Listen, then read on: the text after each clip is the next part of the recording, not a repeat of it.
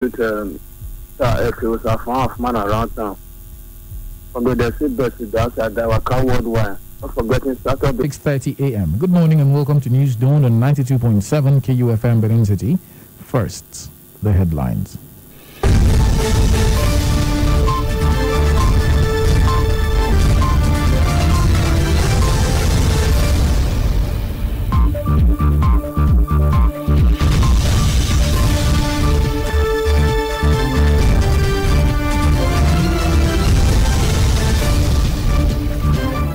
NCDC confirms 14 new cases of COVID-19 in Nigeria.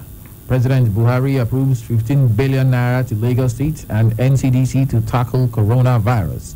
Edo State government begins fumigation of streets, public places. On business, Nigerian manufacturers vow to sustain production amidst coronavirus outbreak. And in sports, Justin Gatlin confident of winning gold medal at Tokyo 2020 Olympics. Details of these and more after this break. I am Charles, Upper Room.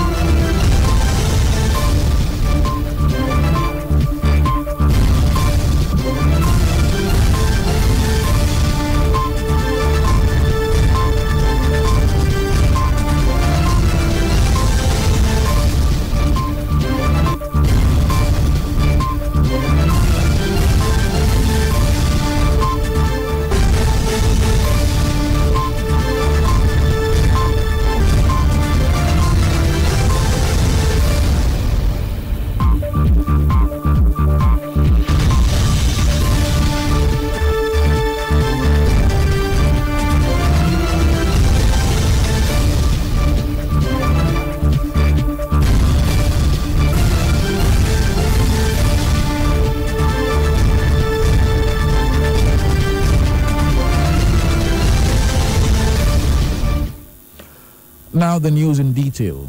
14 new cases of the coronavirus have been confirmed in Nigeria, bringing the total number of cases to 65. The Nigeria Center for Disease Control, NCDC, announced this in a tweet on Thursday night. A breakdown of the number of the additional cases showed that 12 new cases were discovered in Lagos, while the remaining 2 were confirmed in the Federal Capital Territory. 6 of the cases were detected on a vessel and 3 others were returning travelers into the country, while the remaining case was a close contact of a confirmed case. The Bauchi State government has confirmed the second case of coronavirus in the state. The Commissioner for Health in the state, Dr. Aliu Maigodo, announced this during a press briefing on Thursday in Bauchi. According to him, the second case is a 62-year-old male and a close friend of the state governor, Bala Mohammed. Maigodo explained that 48 samples were taken for tests and 2 have been confirmed positive. He added that 37 others returned negative, while the results of 9 samples were still pending. The commissioner noted that the State Ministry of Health has since begun the contact tracing of the second case. This comes 2 days after the government confirmed that Governor Mohammed tested positive for the disease. President Muhammadu Buhari has approved the immediate release of 15 billion naira to the Lagos State government and the Nigeria Center for Disease Control, NCDC, to tackle the spread of coronavirus in the country. In a series of tweets on Thursday, the president explained that the approval followed the extensive briefings he received recently on the state of the nation as it relates to the COVID-19 pandemic. He ordered that the sum of 10 billion naira grant be immediately released to Lagos State to boost the government's capacity to control and contain the outbreak, as well as support other states with capacity building. The remaining 5 billion naira, according to the president, is to be paid as a special intervention fund to the NCDC to equip and provide personnel to its facilities and laboratories across Nigeria. He revealed that the Nigerian Air Force was already making its fleet available to the Presidential Task Force on COVID-19 to enable a better, coordinated and more effective response. President Buhari said the initial closure of the nation's international airports and land borders for 4 weeks was to ensure that appropriate policies, processes and infrastructure were in place to cope with suspected and confirmed cases of COVID-19 in the country.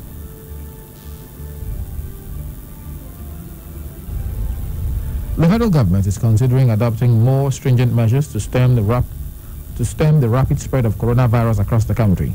The Minister of Information, Lai Mohammed, who announced the planned actions, said the federal government was determined to stop the spread of the coronavirus in order to save the lives of Nigerians. He said more than 4,370 Nigerians are being traced for possible isolation and treatment to prevent further spread.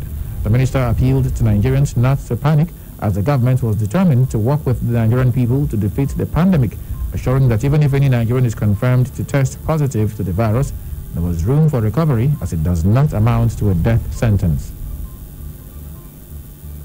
The Edo State government on Thursday began the fumigation of streets, markets and other public places to check the spread of COVID-19 in the state. The state deputy governor and chairman Edo State COVID-19 Response Committee, Philip Shaibu, told journalists during the inauguration of the fumigation exercise in Benin that the efforts was to protect the lives of Edo people. Shaibu said the fumigation, which began in Benin, will be done simultaneously across the 18 local government areas of the state. He said the local government council chairmen have been directed to carry out these exercises and monitor it to ensure that the rural areas are properly fumigated. On the enforcement of government stay-at-home order, Shaibu said residents have observed partial compliance and said this is not acceptable. The Edo Command of the Nigeria Security and Civil Defense Corps, NSCDC, on Thursday announced the deployment of 250 personnel to curtail the coronavirus pandemic in the state.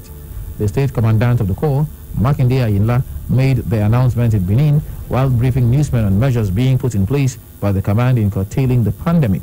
Similarly, the Ekiti State Command of the NSCDC has deployed 250 emergency response personnel across the state as part of measures to contain the spread of the coronavirus. The NSCDC commandant in the state, Solomon Iyamu, disclosed this in a statement issued by the command's spokesman, ASC Tolulope Afolabi, in Ado Ekiti on Thursday. Iyamu said the personnel will be drawn from the Crisis Management Department, including disaster and medical units. He said the personnel would work in collaboration with the National Center for Disease Control and Humanitarian Task Force for the purpose of surveillance, enforcement, and response. The Nigeria Center for Disease Control, NCDC, has raised alarm over the activities of some Nigerians who are toying with the helplines dedicated to fighting the coronavirus. In a tweet on Thursday, the NCDC urged Nigerians to be civil and responsible for the way they go about reporting cases with regards to the virus using the dedicated phone lines.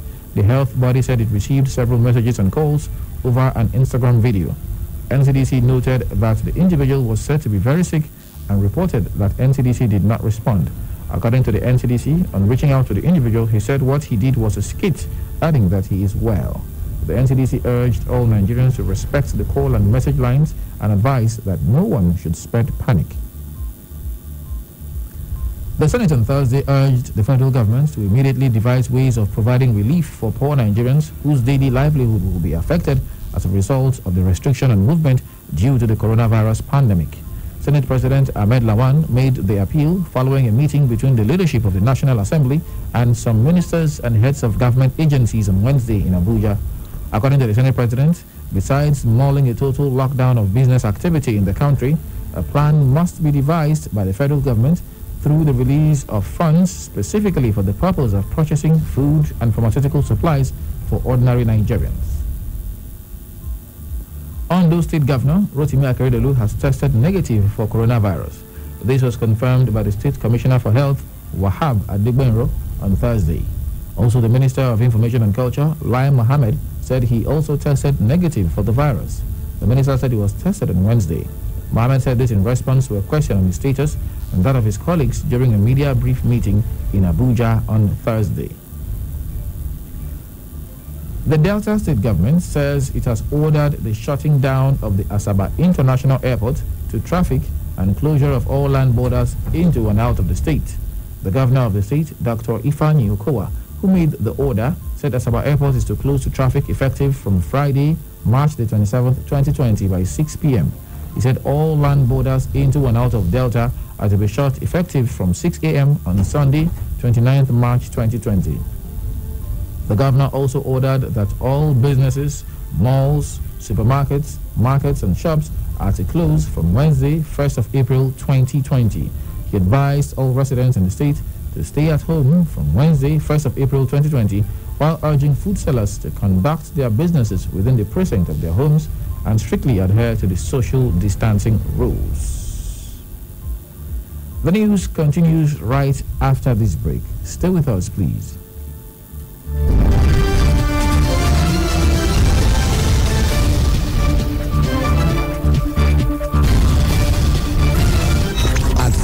seconds. There is a lot happening around us, but we can't be everywhere all the time. We've got work, families, and chores to cater to, and most importantly, time to rest. And that's why having reliable partner like KUFM News is important. Sleeping?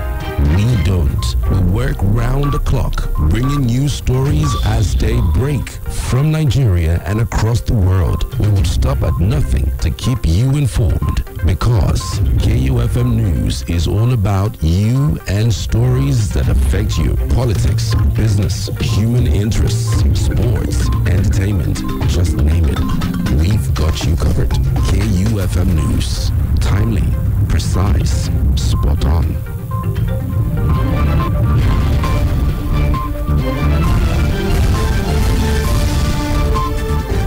Welcome back. The Lagos State House of Assembly on Thursday passed into law an emergency bill to help the state combat the coronavirus, personally sponsored by Speaker Mudashiru Obasa. The Emergency Coronavirus Pandemic Bill 2020 also afforded Governor Babajide Sanwo-Olu the legislative concurrence to spend an initial 20 billion naira to effectively contain the virus and enforce compliance by Lagosians. The bill was presented on the floor of the chamber by the Deputy Majority Leader, Honorable Nohim Adams, after which it scaled the first and second readings and was passed to the Committee on Health for further deliberation. The bill was later laid before the House by the Chairman of the Committee on Health, Honorable Hakim Shokunle, after which it scaled the third reading because of the urgent requirements to ensure the bill was speedily passed. The bill gives the Governor the opportunity to make recourse back to the House before any regulations.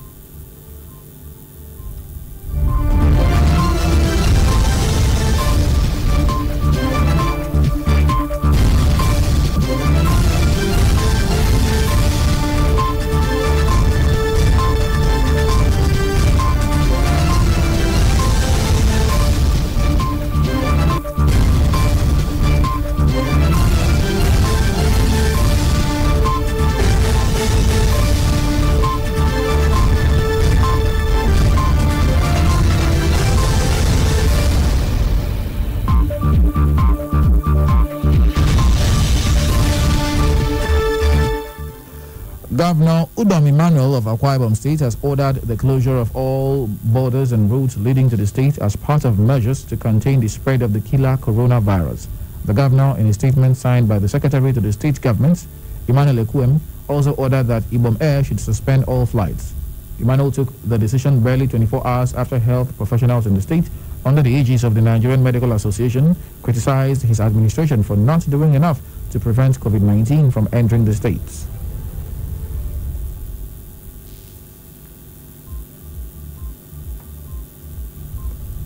Kaduna State government has imposed curfew following what it called non-compliance to certain measures put in place to stop the spread of COVID-19.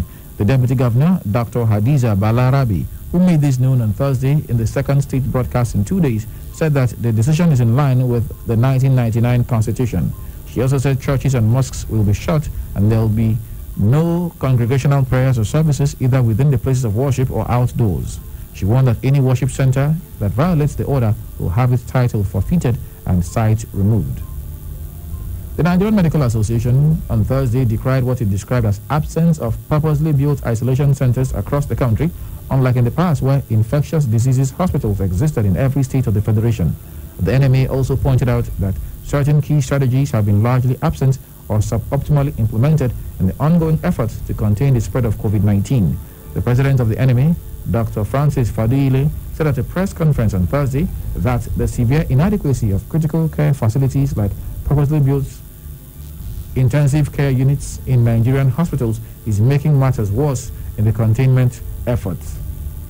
NMA appreciates the leadership role being played by the federal government so far and efforts of some state government in containing this looming danger. Special commendation goes to Lagos State for standing out so far. It is a highly held opinion of the association that for the gains from institutional memory and individual expert experience, the authorities of the federal and state levels should reconvene the 2014 Ebola team to assist at this point. Now to some judiciary reports. The Court of Appeal sitting in Benin City has dismissed the judgment of the Edo State High Court, which sentenced one Precious Ehyongian to death for armed robbery. The Court of Appeal, after listening to the legal submission put forward by Olaiwola Afalabi, Esquire, leading EC Abednego, held that the lower court was wrong to have convicted Precious Ehyongian for armed robbery. The court thereafter set aside the entire judgment of the Edo State High Court on 30th day of October 2017. It also ruled that the argument brought by the respondent counsel has no merit. Well, we thank God, we lost at the High Court, where the court sentenced Precious Ehyongian to death for armed robbery. I would believe there's no evidence against him. And in our usual characteristic manner of not settling down at the High Court, we proceeded to the Court of Appeal, and we're very grateful. The Court of Appeal, after listening to our argument, found as a fact that Precious Ehyongian ought not to be convicted at all for armed robbery. Now he's free now. The Federal High Court sitting in Lagos has granted post-conviction bail to a former Abia State Commissioner for Finance, Ude Udogu, who was convicted of 7.65 billion naira fraud alongside former Governor Orji Uzor Kalu. Justice Mohammed Idris had earlier sentenced Udogu to 56 years imprisonment, while Kalu bagged 133 years imprisonment. But on Thursday, Justice Mohammed Liman granted bail to Udogu in the sum of 50 million naira on the grounds of ill health and chronic tuberculosis. The judge also ordered that the bailiff of court must verify the authenticity of the title documents. Elsewhere, the Economic and Financial Crimes Commission, EFCC, on Thursday said it has uncovered 35 lottery operators allegedly doing business without core licenses and permits. It stated this in a series of tweets posted via its verified Twitter handle on Thursday afternoon. The commission said the discoveries followed an attempt to end tax fraud in the lottery business, adding that only 21 operators and 18 firms were licensed by the National Lottery Regulatory Commission, NLRC. Coming up in a moment, Nigerian manufacturers vow to sustain production amidst COVID-19 outbreak. Stay with us, please.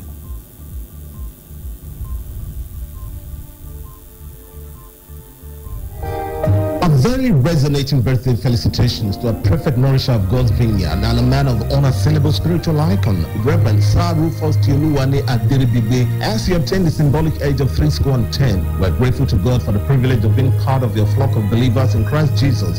Baba, our Father and the Lord, your commitment to the teaching and preaching of the undiluted Word of God has touched and positively transformed many lives. On this milestone of your 70th birthday, we join multitudes of esteemed well-wishers to toast and celebrate with you. We pray God to grant you abundant wisdom, robust health, and capacity to continue to be a greater service in the Lord's vineyard. May the Heavenly Father ceaselessly oil you afresh with renewed vigor and sustained stewardship to the glory of God and benefit of humanity. Once again, we wish you a most glorious birthday at God's flaming sword of victory. Signed, Team 70.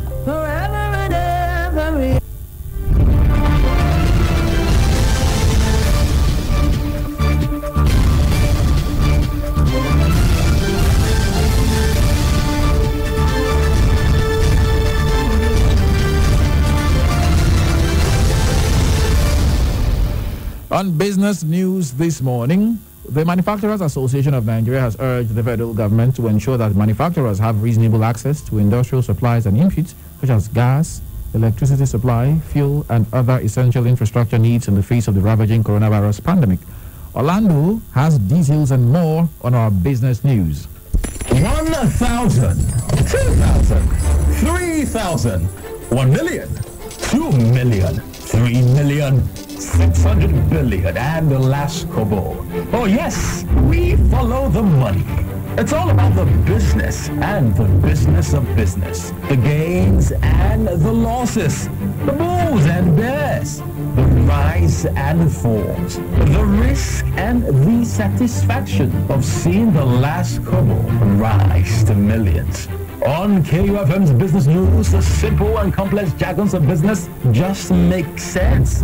Get the trending news on the morning market, forecasts, investment opportunities, policy changes, and other breakout information on the ever-busy world of business. KU Business News, Monday to Friday on our news dawn, 6:30 to 7 a.m. Good morning. The Manufacturers Association of Nigeria says its members will continue operations as well as scale up the production of essential commodities as the coronavirus pandemic begins to take a toll on the nation's economy. The president of the association, Mansour Ahmed, in a statement urged the government to ensure that manufacturers have reasonable access to industrial supplies and inputs such as gas, electricity supply, fuel, and other essential infrastructure needs. In a statement, MAN lauded the National Center for Disease Control, NCDC, for not resting on their laurels through the drafting of the different protocols for safety disseminated to the general public. The association asks that the financial support offered by the Central Bank of Nigeria be extended to the supply of forex to the manufacturing sector at pre-COVID-19 rates. They further asked the CBN to consider directing commercial banks to freeze interest charges in the event of a lockdown. Elsewhere, the consumers' confidence in the economy has taken a huge decline by 3.0 index points to 0.3 index points in the first quarter of this year first quarter from 3.3 index points in fourth quarter of 2019. On the other hand, the level of confidence reposed on the country's macroeconomic outlook by businesses fell by 20 index points to 6.6 index points this month from 26.6 index points in February. Given these insights, the Central Bank of Nigeria CBN, in its Consumer Expectation Survey report for first quarter of 2020, the bank noted that consumers were pessimistic due to the adverse state of the country's economy. The report also showed that consumers expect the country's local currency, Naira, to appreciate in the next 12 months, while they expect rise in unemployment rate during the period. The National Insurance Commission, NICOM, has extended by 1 month the deadline for submission of 2020 first quarter returns of insurance firms. The acting commissioner for insurance, Sunday Thomas, who made this known in a statement in Lagos, said the move by the commission would serve as a palliative against the negative impact of COVID-19 on businesses. He stated that waivers would also be granted for delayed submission of renewal documents by insurance brokers, loss adjusters, and insurance agents during the period of the COVID-19 pandemic. And finally, on business this morning, World Bank President David Malpass says the board of the financial institution is finalizing a package of coronavirus relief valued at up to $160 billion over the next 15 months. Malpass said this in a statement issued after a G20 leaders call on Thursday. He added that the health crisis hits close to home, as former World Bank U.S. Executive Director Carol Brookins has died of COVID-19. The World Bank earlier this month approved $14 billion in loans and grants to bolster coronavirus medical responses, an amount that is included in the $160 billion. Malpass said the bank now has new COVID-19 related projects underway in 56 countries and is encouraging other multilateral development banks to co-finance follow-up tranches. World Bank Group entities are restructuring existing projects, in 24 countries to direct funds to the health emergency. He added that the International Finance Corp, the World Bank's private sector arm, is working on new investments in 300 companies and is extending trade finance and working capital lines of credits. Malpass and International Monetary Fund Managing Director Kristalina Georgieva on Wednesday urged bilateral creditors to extend debt relief to help the poorest country deal with the pandemic. In sports, the IOC and Tokyo 2020 Olympic organizers have postponed the events till 2021, but 38-year-old Justin Gatlin believes he can still win the gold medal. Elsa Aibekan has more on our sports desk this morning.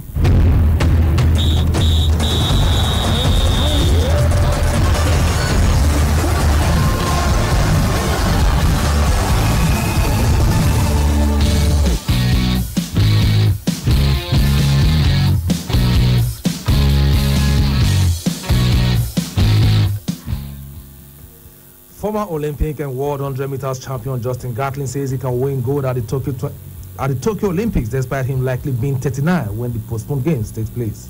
The Olympics due to begin in July were postponed this week because of the coronavirus pandemic. The 38-year-old won gold at Athens 2004 and the world title in London in 2017 after his second doping ban. Gatlin, who turns 39 in February, said a lot of people think that time is against him, but that is far from the truth. The games will be staged no later than summer 2021, according to the International Olympic Committee. Gatlin served a 4-year between 2006 and 2010 after testing positive for testosterone, a second doping offense after a year's suspension for using a banned amphetamine in 2001. His victory at London 2017, when he shocked a retiring Usain Bolt and fellow American Christian Comer, was greeted by jeers from the crowd. Udinese defender William Troost-Ekong has compared the Super Eagles of Nigeria's playing style to that of the Netherlands. The former Bosa Sports Centre back, who made his international debut for Nigeria in 2015, despite his eligibility to play for the Netherlands, admitted that the Eagles have had to adapt to their opponents' pattern to outwit them. The 26-year-old had featured in 23 Serie A matches for Udinese this season before the Italian top flight was suspended due to the coronavirus pandemic. Troost-Ekong has already featured for Nigeria at 3 major tournaments: the 2016 Rio Olympic Games, the 2018 World Cup, and the 2019 African Cup of Nations. And finally, Arsenal manager Mikel Arteta says people should be more emotionally open following his recovery after the coronavirus pandemic. Arteta reported feeling unwell after it was confirmed Evangelos Marinakis, the owner of Brookside Olympiacos, who played Arsenal in the Europa League in February, had coronavirus on 10th March. The 38-year-old tested positive for the virus on 12th March, but has since recovered after self-isolating. On Thursday, he said he was feeling completely recovered and urged people to follow the government's advice on staying at home. Arsenal players were due to report for training earlier this week after completing a 2-week isolation period, but their return has been postponed. Arteta said his main concern was his 3 children after his wife and their nanny contracted the virus. He self-isolated in a room and the bathroom for 2 or 3 days, but his wife fell ill shortly afterwards. And that's sports news on KUFM's News Dawn. I am Ewosa Agbeka. Back to you, Charles. Thank you very much, Egosa, for those sports stories. And with those stories, we come to the end of our package this morning. But before we leave, here's a quick recap of the headlines.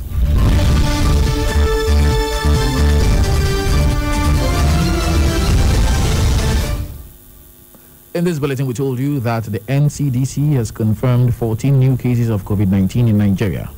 We also told you that President Buhari has approved 15 billion naira to the Lagos State and the NCDC to tackle the coronavirus. And finally, we told you that the Edo State government has begun the fumigation of streets and public places. Do remember that the continued unity of Nigeria is a collective responsibility. Be sure to play your part. KUFM News Dawn was produced by Musahai Wadiai. I am Charles Oporum saying thanks for listening and good morning.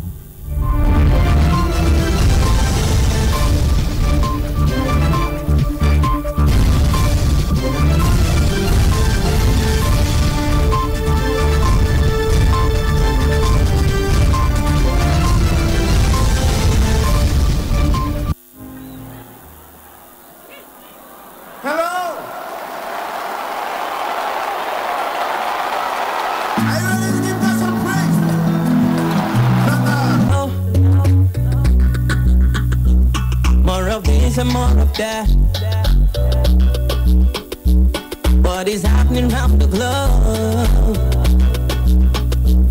Me, myself, I want to know. Said you know, cause I got good news for you. The best station is knocking on your door. Just sit back and relax, babe. Just sit back and relax. Cause all you have to do is tune into 92.7 KUFM. Tune into 92.7 KUFM. Tune into 92.7 KUFM. Tune into 92.7 KUFM. Tune into 92.7 KUFM. Tune into 92.7 into 92.7 into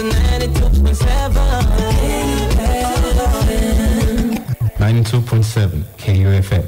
Turn on excitement. 92.7 KUFM.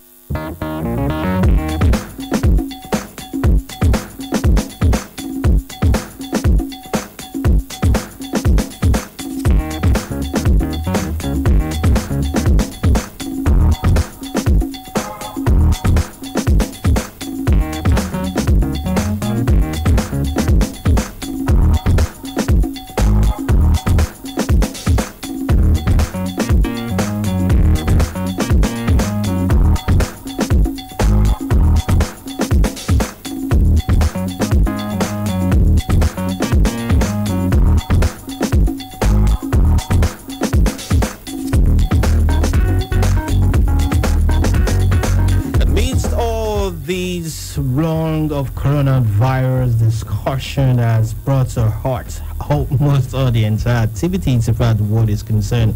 We come to you this morning bearing something fantastic, bearing a good news. Now, it's not about getting a vaccine to the coronavirus yet, but there's something that has been in sport for a very long time, and we are prayed for the young man. I can tell you now we have some good stories to tell you about him, and when I read it last night, I was so excited, and I thank God for his life. LeBron James, basketball legends, have also said that it's impossible to get back to the court without the fans. And if you think that the FA cannot bring the league to an end, trust me, they could be thinking about that already, because they've done that in the non-league. That is, when it comes to leagues that are not in League One, in League Two, the Championship, and as well as the Premier League. But I hear that those clubs in the non-league, they have decided probably to sue the FA for not promoting or giving the trophy to any of the teams because of what is going on. We also have some news from you from our local football here on the show this morning. Good morning and welcome to yet another exciting edition of your favorite sports show on radio. Remember, it's Sport Fiesta, reaching out for now 2.7 KUFM down here in Benin City. I'm the sports Berlusconi, son of Francis, the Ibracadabra Sports, Ali Ibrahim's here, and I also have become a sports maestro. He's also in the building as well. We'll start from the Netherlands, and we recall, I think 2 years and some few months left, if I'm not mistaken, maybe 8 months about, when we told you about a young Ajax player who has been in coma. But we've been monitoring that story closely, and since then he has been in that coma for a very long time. But I can gladly tell you that the young man is out of coma. In fact, he's sitting on the wheelchair right now. Remember, because of coma, he can't really get to walking anymore that so fast. But then he will definitely have to work again. But he's eating, he's talking, he's drinking, and that's the good news. Ibrahim, good morning. Good morning. Good morning. Great news, but he's not talking just yet. He's communicating, but not with his mouth. He can communicate by batting his eyelids and all that. But this is remarkable improvement, because 2 years ago, or 2 years and about 9 months ago, we were told that he suffered permanent brain damage, and he's going to be in a vegetative state for the rest of his life. In fact, the doctors were even advising the family, maybe you should just pull the plug and let the young man go. But the father has been so full of faith. He has been praying and he's been hoping. Every time he goes on air, he's emotional, but he says he believes that his son will come back one day, and it's just amazing that they are telling us now. Apparently, it's not like this thing started yesterday. It's just yesterday that the story came out. So they are telling us now that he can now sit up. So he's out of a coma. Before, he didn't know who he was. He could not even recognize his family and all that. But the improvement has been gradual. We are beginning to, from what they told us, it took some time for him to improve. And they said right now he can even smile. And it's something when you notice that somebody smiles, and he's even watching football. And they can say that once they slot in a football match, from the way he reacts, from his facial expression, you can tell clearly that he's enjoying what he's saying. And he's happy, he smiles. There are days when he's emotional. Apparently, he remembers who he was and that he should be on the field playing football, but it's not happening for him. Look, this guy was so good at that point when he was about 17, 18, 19. He was so good that they touted him as the next superstar at Ajax, and that tells you a whole lot when you have the likes of Hakim Ziyech and other big players that Ajax at that point. But Abdelhak Nouri, popularly referred to as Appy, was somebody that the Ajax hierarchy saw as one of their star players of the future. But unfortunately, in 2017, when they were playing a friendly against Werder Bremen in the Austrian Alps, he collapsed, and they thought it was just the normal thing. And even in that match, he didn't even start. And that's the thing. Sometimes these things, I don't know, because I recall even when Amir Angwe died playing for Julius Berger, he did not start the match. He came in as a substitute. Yeah, so within a couple of minutes that it happened, He died. When we had our own match, when Swan played a friendly game some years back, our player that died on the field, he didn't start. He was a cameraman. He was actually shooting the match. Then it was later in the second. It was even towards the end of the match that he came on. But within that 15 minutes, he just collapsed and he died. From what we even heard of, what is the name? The former commissioner for sports in Lagos State, the match that they had, the activity that they had, he didn't start. He was on the bench and came on, and it was just a couple of minutes after coming on that he passed on. So sometimes it doesn't matter the long hours that you've been engaged in physical activity, it could happen. Although Sawakwara, when he died in 1989, he started the match, he even came back for the second half before, unfortunately, that incident happened. So Abdul Haq Nouri collapsed in 2017, and from what we later got, the medical attention that was given to him maybe delayed a bit. They did their best, but they didn't know how serious it was at that time. They said in the 72nd minute, he slowed down and gently lowered himself to the ground, and then he turned on his back and stared blankly into the sky. And it took 10 seconds for the referee to realize that something was wrong and that this guy needed urgent medical attention. Then another 10 seconds passed before the Ajax physiotherapist arrived. Then 35 seconds after he had gone down, that was when the club doctor came and stood alongside and tried to resuscitate him. And it was when Ajax striker Klaasie and Huntelaar, when he panicked and the Werder Bremen players stood, they reacted in shock that their own team doctor now rushed. So you now had the team doctor of Werder Bremen and you had the team doctor of Ajax, both of them trying to help him, but eventually they could not, and they had to fly him in a helicopter to the local station hospital, and then the club medics, they spent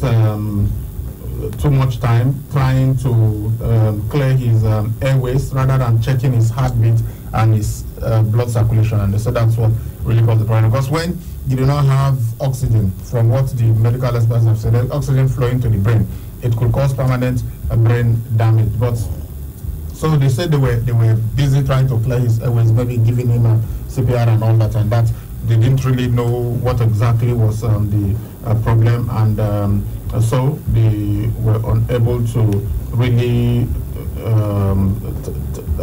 attend to him properly. Even Manchester United's legend Edwin van der Sar, who of course is Ajax and chief executive officer, and he's also a legend for Ajax, won the Champions League with them, especially with that 1995 squad that had Kano Wanko and Finidi George.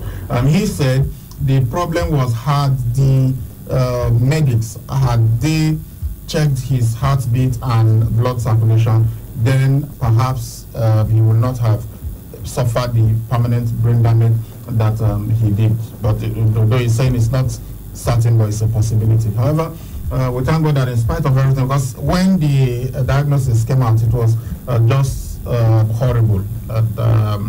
It was over. He's going to be in a vegetative state for the rest of his life. Right now, he's not out. He's not out of that vegetative state, but it is even a small miracle that he is out of the coma. Because before, they just thought this guy, from what the doctor said, it was like he was never going to recover. But it's good that he's been, he can now recognize his family and he can hear what they are saying. In fact, they say that when his friend, De Jong, was to go to Barcelona, he even played a role in it. His mother said when Frankie De Jong had that opportunity to move, she went to him. Frankie De Jong came to see him in the hospital because they were very, very close at Ajax, and the mother asked him, where this is your friend, he's come to see you, and now there are different clubs who are after him. Should he go to Barcelona? And they said his eyebrow, he lifted his eyebrow So they knew that he wanted De Jong to go to Barcelona, and that's why Frankie eventually decided to go to Barcelona. So we're happy that he is out of a coma, but we pray that God will still heal him permanently so that he can return to normal, even if he doesn't play football again, because it's looking unlikely right now. But as we said, this is even a miracle, because initially they said nothing, just this guy is gone. He will never recover at all. But thank God that he's beginning to recover. Well, we thank God for the life of the 22-year-old midfielder. So at the time when he got injured, nobody expected. Even some thoughts he has, he's already passed on with the way things happen. But today, after 2 years and 9 months, that is really huge. Honestly, for somebody to be alive for 2 years and 9 months, not know what is happening around him, come on, I think that's a huge miracle. I think all we need now is to pray for him to come back and just be there for the family, even if he doesn't play football, hasn't anything to do with sport. He should just be there for the family, because they've really had to go through a lot. It's not really easy for parents to be looking at their child for 2 years and 9 months. I think this calls for Thanksgiving, and some of his friends also paid tribute to him. Usman Dembele got a boot and wrote his name on his boot. Even his jersey number 34 was adopted by Justin Kluivert, the son of Patrick Kluivert, when he moved to Roma. So prayers, God answers prayers. At least everyone was on their toes, and we all pray for him. And today, though he has taken 2 years and 9 months, but for him to be able to, wake up from that coma, I think that's really huge. All we want to pray for is for God to put him on his feet and start to communicate properly, like every human being. Even that is all he can do for the family, because communicating with eyelids right now, I think is good, but there's nothing like you having that one-on-one chat with your family and friends around you. So God has done this, and he will always complete what he has started. We also remember Michael Schumacher. He too suffered an accident. His was an accident. Nuri just collapsed, and they said it was really hot on that day, so we don't know what actually happened to him. But for Michael Schumacher, he went skiing and had an accident, although he had the helmet on, but the force of his impact on the rock was so much that it smashed the protective gear that he was wearing, and then the brain, he smashed his skull in, and it affected his brain. So he too has been in, we don't even know, because the family had said, please respect our privacy and don't be asking us questions. But those who have gone to see him have said, look, the situation is really, really bad. But at least we know he's still alive, and we pray that the way Nuri is beginning to recover, he too will recover.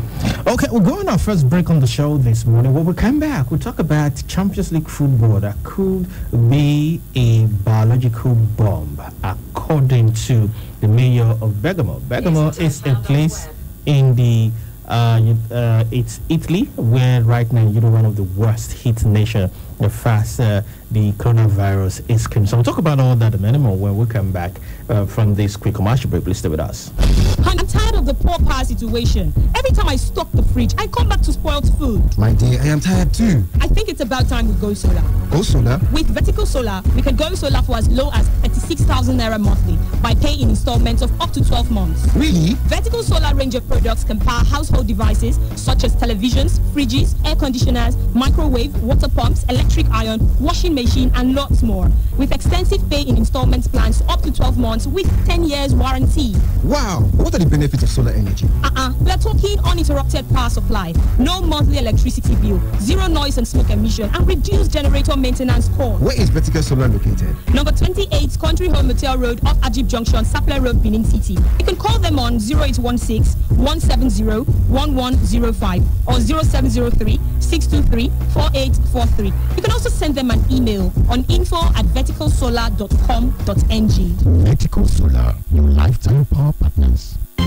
My people, make una listen no be news again say coronavirus don't enter Nigeria. Coronavirus na that bad disease from China where they cause fever, dry cough, sneeze, pneumonia fit enter and it dey kill. But no cause for alarm because our government they on top of the matter. Just shine your eyes, wash your hands with soap and tap where they run. Cover your nose and mouth if you want cough or sneeze. No enter bus way past 3 people per seat. Keep good distance from people. No near person too much. No shake anybody. No hug. The government don't even ban any gathering of more than 20 people. All shops for market closed except people where they sell food, medicine, provision, fuel and other essential things. If you see as your body be, quick go hospital or call 0808 4096 723 or 0806 425 8163. My people, make una no panic, no carry rumor. Edo State government bring una this message.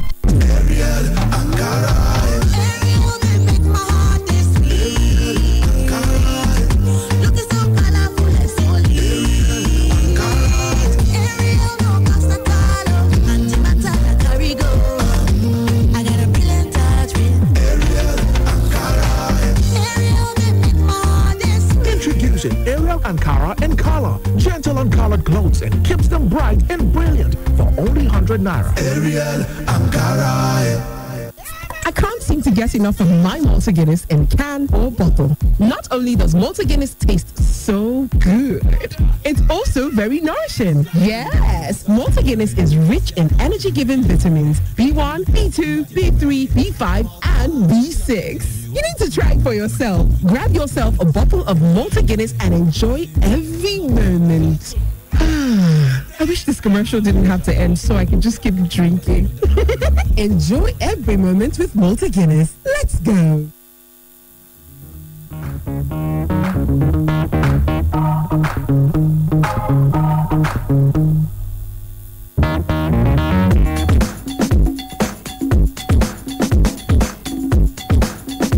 All right, thank you so much for staying with us on the show this morning. Stay talking football from the Netherlands. Now let's go straight to Italy. Now there is, I don't know if this game will ever happen. There's a game that we are expecting the Champions League between Atalanta and Valencia. And now the mayor of the town where they will be having the game, it's called Bergamo in Italy. And that place is one of the worst hit places as far as the coronavirus is concerned. He's saying that if that game should go ahead to happen between the Spanish team, talking about Valencia, and the Italian team, Atalanta, it will be a biological bomb, a big one. Yeah, that match has already been played. I think what is reacting to was that match was where it all started. Yeah, it was a bomb because it was after a few days after that match that they had they confirmed their first case, in Bergamo. And remember, the return leg was played behind closed doors, where Atalanta, though it was their debut, this happened to be their debut season in the top flight, and they also won that game away from home. They defeated Valencia 4-3 away from home, so they won both legs. But his reaction right now was that match was not supposed to take place because a whole lot of fans, were in the stadium on that night that they played the first leg. So I think that has passed, but all they need to do right now, we know that yes, Bergamo is one of the worst hits area in Italy due to this COVID-19, but it has happened. I think that's the reason why people were calling for postponement, because it started like a joke, and before we knew what was happening, I think it has become a pandemic. Declared a pandemic by World Health Organization, and right now countries are fighting here and there and all that. So I think that this is a signal that when next we are looking at a particular thing or maybe disease or whatever it is spreading, I think we should just should be proactive and take the necessary steps by calling off matches and all that. And no wonder what's his name now, well, Rooney also was angry with the English FA for not postponing the Premier Leagues and Premier League Championship and other leagues on time, because it turned it as guinea pigs, that they were treating them like guinea pigs. So it's so sad that today things have gone from worse to worse, but thank God they are beginning to slow down, because the one where it all started from, they are beginning to coming back to normal. The city is coming back to normal. People are doing things the way they are doing, and no more cases. People are being discharged from the hospital, and they are recovering very well. So I hope it goes around the whole world that in no distant time everything will slow down. But that match between Valencia and Atalanta should have taken place, because then he is referring to it as a biological bomb, because according to him, over 40,000 fans were there. And he's claimed that almost all of them were infected, and so if this 40,000 go and mingle with other people, way we have explained how this thing spreads, then you can imagine the number of persons. And perhaps that's why Italy is having this problem. The March was a long time ago, so those that contracted it from them must have manifested the symptoms by now, or they would have been sick. Perhaps, unfortunately, some of them might even have died. But maybe Italy did not act on time when this thing started, and that's why we have the kind of a situation that it is happening there right now. But we hope that things will improve for them. It's been horrible the way people have been dying in Italy, in Spain, and in some other parts of the world. We just hope that we'll eventually be able to flatten the curve and things will start improving. Okay. In China, at least it is good. They have been able to curtail it. That was where it happened before. But right now, Spain and Italy have overtaken China in terms of the number of deaths. And now the Chinese are trying to help other countries. So let's just continue to cooperate, and eventually we will stop the spread of the disease. Yeah, yes, 662 yesterday in Italy. Quite so sad. Okay. It's not even the worst for them in a day. We've had about 800 happening in one day. So maybe we hope. Is it because Italy have older people in the country? That's the thing. That's Italy. They've got the oldest population in Europe. That is people that are above 65. You have them more in Italy than you have in other European countries. So maybe that's why it is so high, because these people are the most vulnerable. What as we have said several times, yes, it doesn't mean that young people are immune to it. No, nobody is immune. Well, normally with a virus, you usually have some small number of persons that will be immune. But so far, we do not know whether there is anybody who is immune to the coronavirus. When you're able to get such people, sometimes the blood plasma from them could be used in treatment. This is what the health experts have said. But for now, young people are not immune. It's just that if you have a healthy immune system, it can help. The better your immune, the stronger your immune, the more likely you are to survive the virus. And that's why it is stressed that the virus is not a death sentence, but it can kill young people, it can kill old people. So nobody should have this false sense of security that, okay, I am not within this age, so I'm okay. But we have seen that when it strikes the elderly, it tends to kill them much faster than does young people. Okay. Talking about the coronavirus, we spoke about Mikel Arteta yesterday, that he has fully made a recovery. Now, how much have we missed hugging people, shaking hands? Because these days you have to tell someone the way you feel, rather than, show it. You just have to send messages that I miss you, I love you, how are you doing? That's what Mikel Arteta is telling us this morning, that that's the world we are right now. That's the reality that we'll find ourselves, that people should be more emotionally more open after the coronavirus pandemic. He actually relieved his ordeal, and how people, especially with the social media, sent messages. His players, obviously, his staffs as well, his employers, they all were with him. That actually gave him that strength to pull through.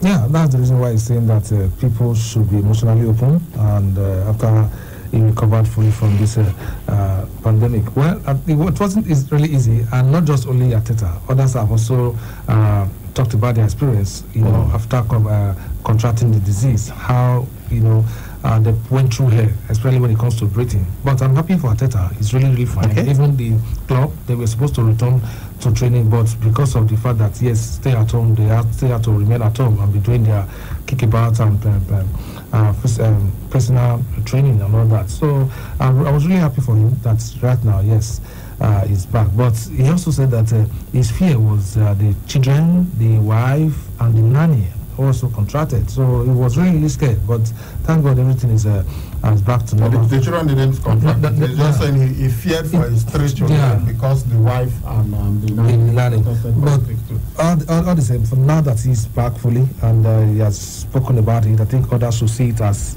a serious issue, not a joke. This is really, really serious, because it's something that spreads faster, and before you know it, the whole family will contract it if kids don't take it. That's why self-isolation is really, really good. And when it comes to giving you food, that was even when I listened to an athlete who was saying that each time they want to give me food, they'll put the food at the door post, then he has to go there and take the food because he doesn't want to. Sorry, before we leave this, I think what he's saying basically is that people should appreciate love. If you love somebody, tell the person you love the person, show it, hug the person more. Your kids, I've had parents complain, oh, I get to work, this children will not let me rest. They are coming to the bed, they are jumping on me, they are this, they are doing that. Look, when you now find yourself in a position where your children cannot come close to you, or you cannot get close to your children, that's when you will realize that all that thing you do not want, that you call disturbance, that you wish they were in school, in boarding school somewhere, so that they are not disturbing your life. It's not disturbance, it is love. So we should all try and appreciate this. Imagine not being able to touch your children. You maybe not even seeing them. It's not because they are in school, it's not because of this, it's because you are sick and you are scared of giving the virus to them, so you cannot touch them. Maybe if there is anything, we should learn more about our humanity from the outbreak of this coronavirus. Okay, let's also just wrap up with this one in England, telling you that an unnamed player, of Brighton Hove Albion have tested positive for the coronavirus, but he's okay, according to the chief executive in Brighton Hove Albion from Barber. They said he's okay, but they refused to give out the name. So hopefully, and look, this is the thing. I've had many people, even journalists who should know, saying that, oh, why did you not release this person's name and all that.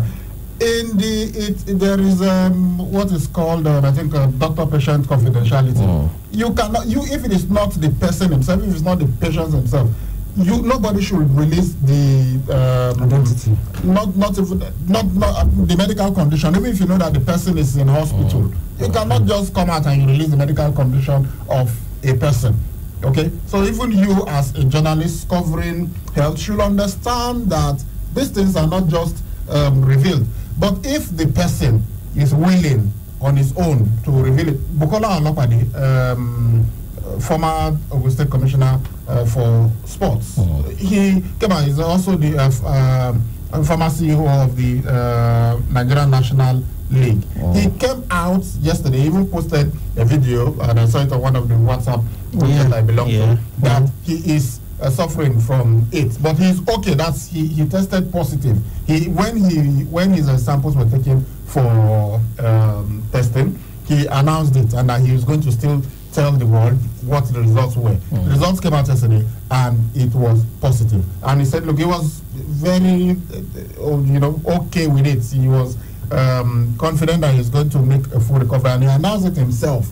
But if he chose not to, you shouldn't be speculating that, okay, this guy has tested positive and all that. So when they keep hearing them, they should announce that this person is positive, this person is this and that.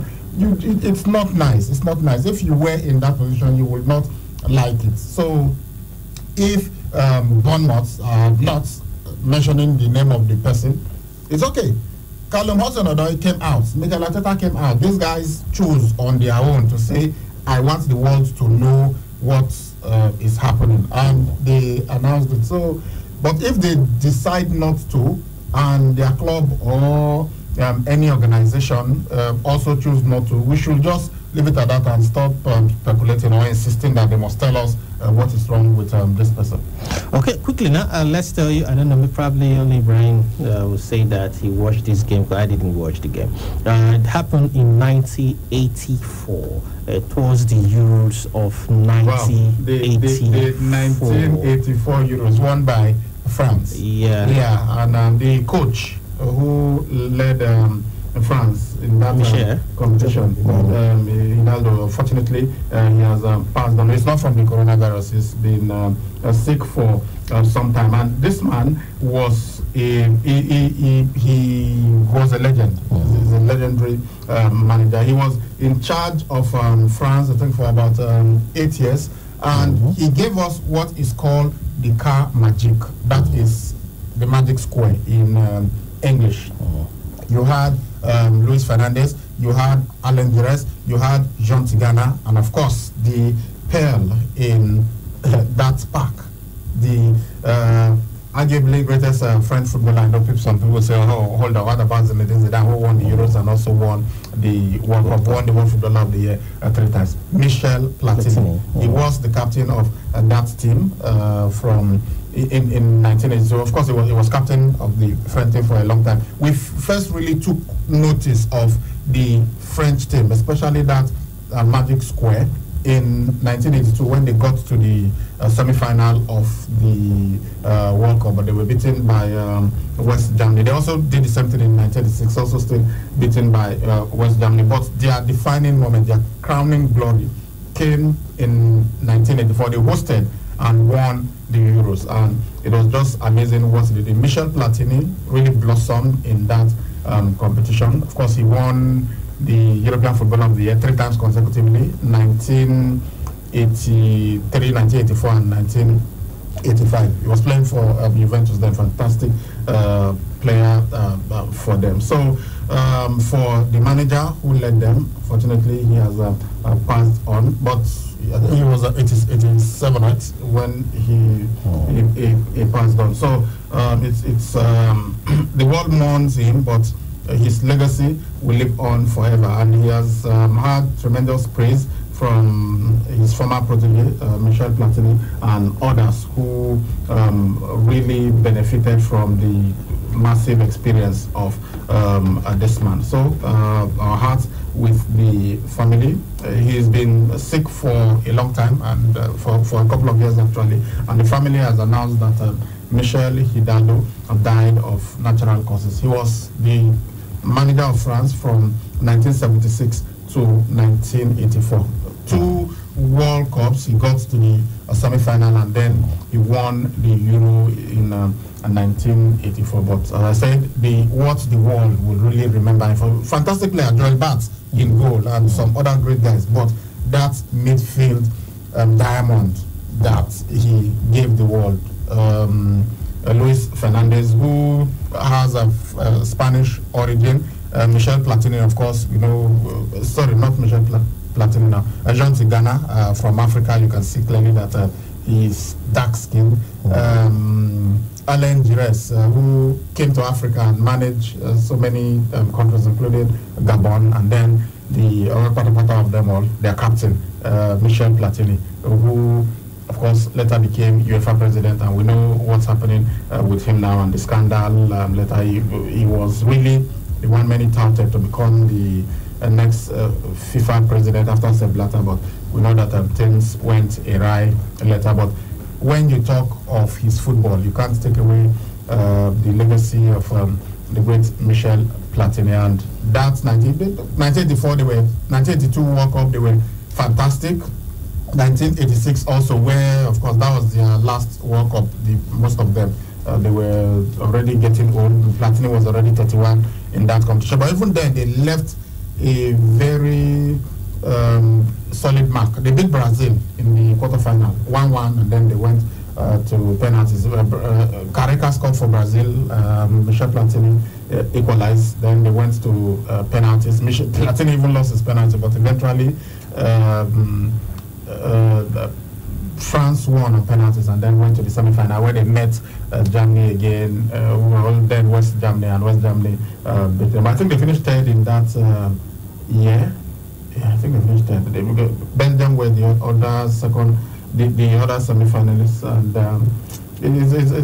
this man really is somebody that we should celebrate. Michel Hidalgo really changed French football. Platini said he raised the status of French football internationally, and I agree with him 100%. All right, to go for our last break on the show, and when we come back, we'll tell you more of what we have for you as far as this show is concerned. Neighbor, just go for a steed Julie for your kitchen, co? No way! I have finished them with sniper crawling insect killer. Okay, you the mosquito way they disturb you for your house, uncle. Oh yeah, I don't finish them with sniper flying insect killer. How about mosquito and cockroach don't turn my house to conference room or like? Nah, that one double wahala. You be my friend now, so you go try the new odorless sniper multipurpose insect killer. You go give testimony. You this in Yanguri boy, you. Introducing the new odorless sniper multipurpose insect killer, the effective solution for all your insect control needs. Sniper multipurpose insecticide spray. Finish them all. Ariel Ankara.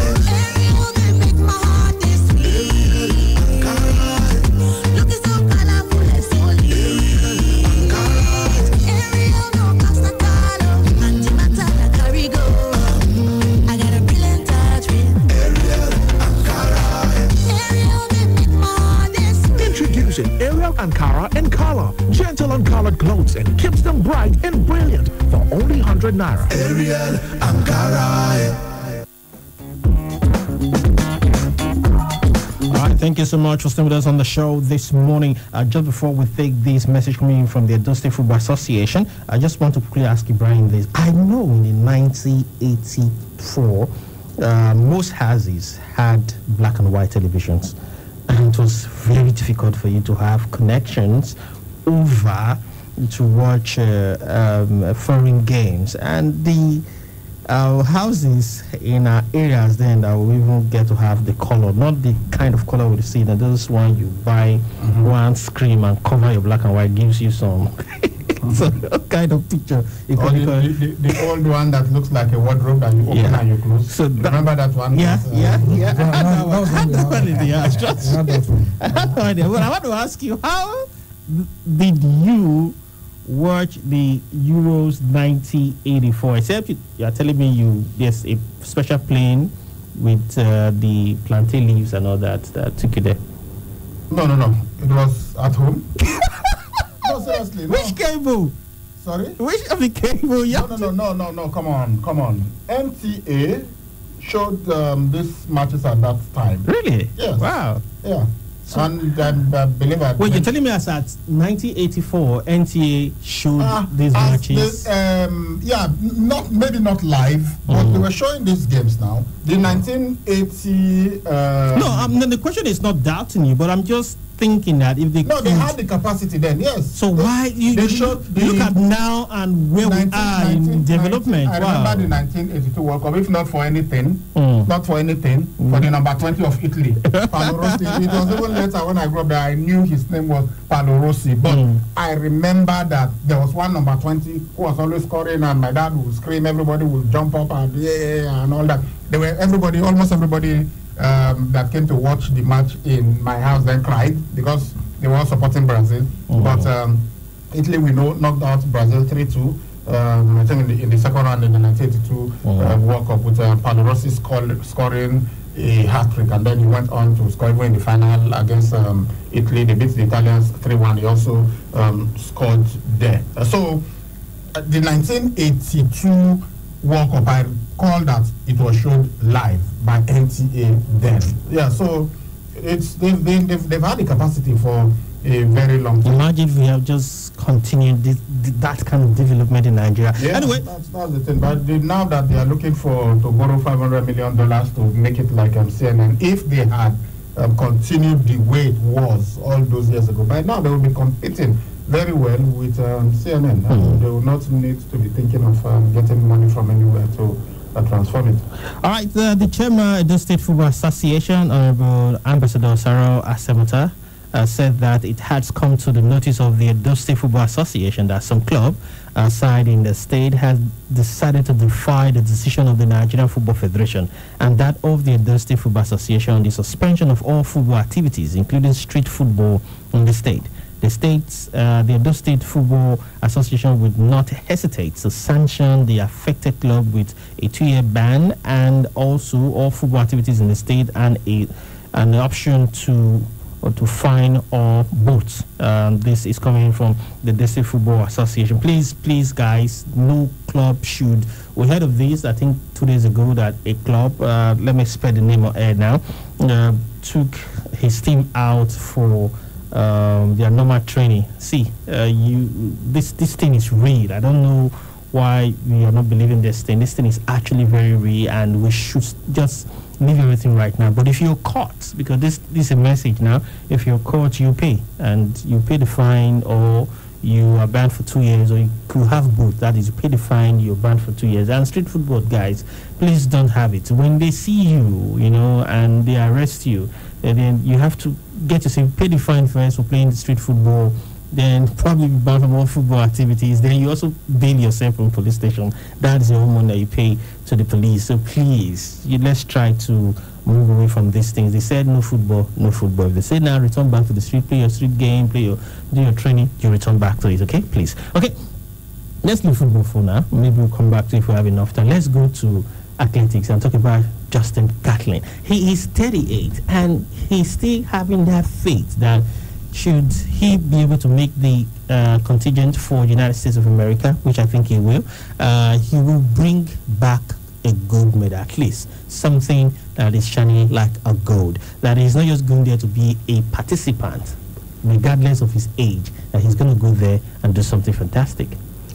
The athletic world are not happy with this. They want him not to even qualify, not to talk of winning it, because they will see it as a mockery. And he is the kind of athlete that would, has this kind of in-your-face, devil-may-care attitude. He believes that he has been treated unjustly, but the rest of the world are saying, look, you have failed the doping test twice, so you ought to have even been banned for life and not even be competing.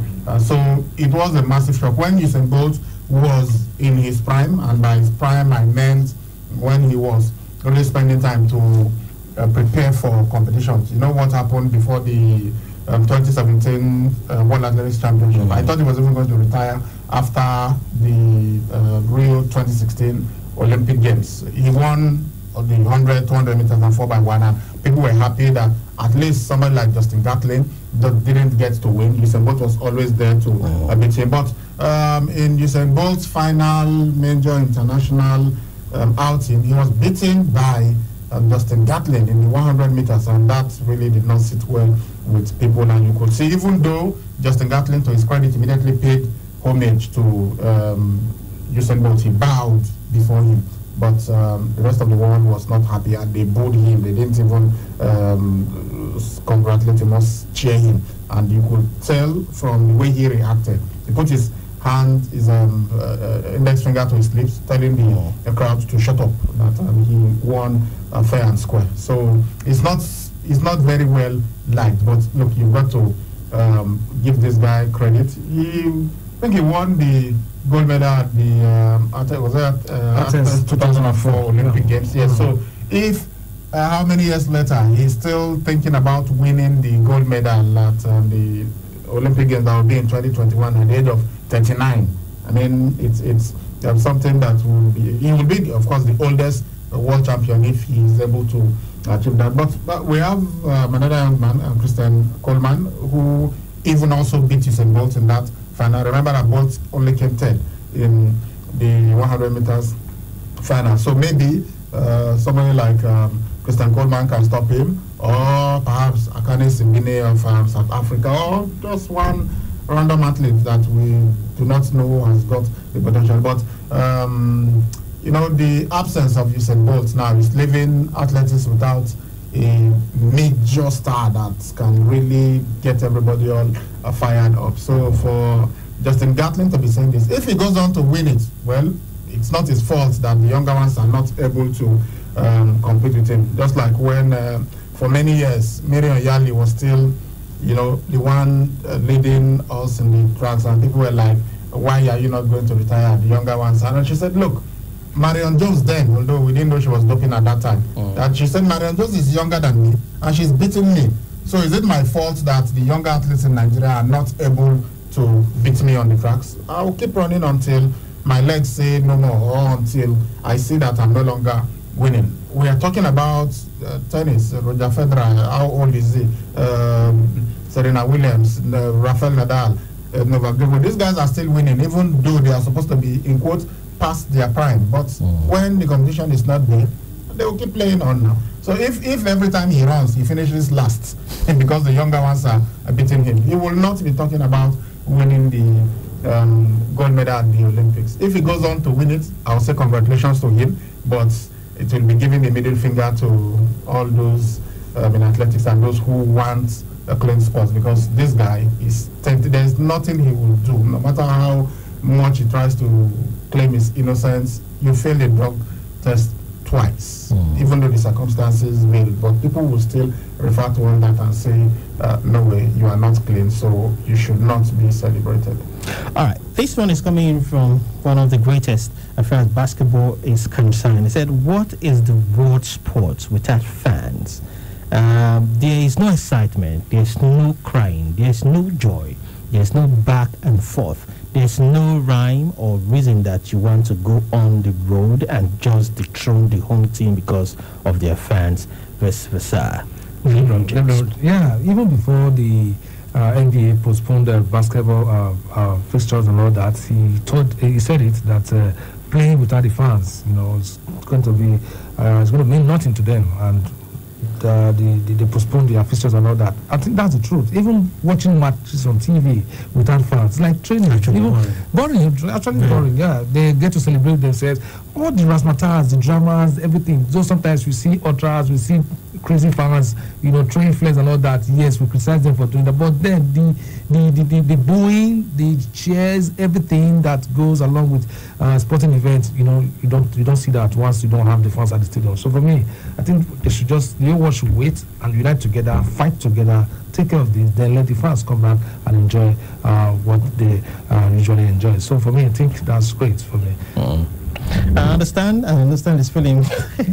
Watching even when you're training sometimes this morning and you have fans around watching you people training. Bring guests to the studio and they are very far away from them, so you cannot actually bring fans. The basketball court is the way they build it. The fans are so close to the court and they are always seated together. There's no way you say, okay, a fan here, you have 2 seats for you to have that 1 meter. Then you get another fan. You can't get the best. And like I said, the fans are very close to the proper court where the basketball gets to happen. All right, time already fast spent. Let's take a look at the messages, the ones we can talk about today, this morning rather. We'll come back in the evening and talk about it as well. Let's take a look at the messages now. All right.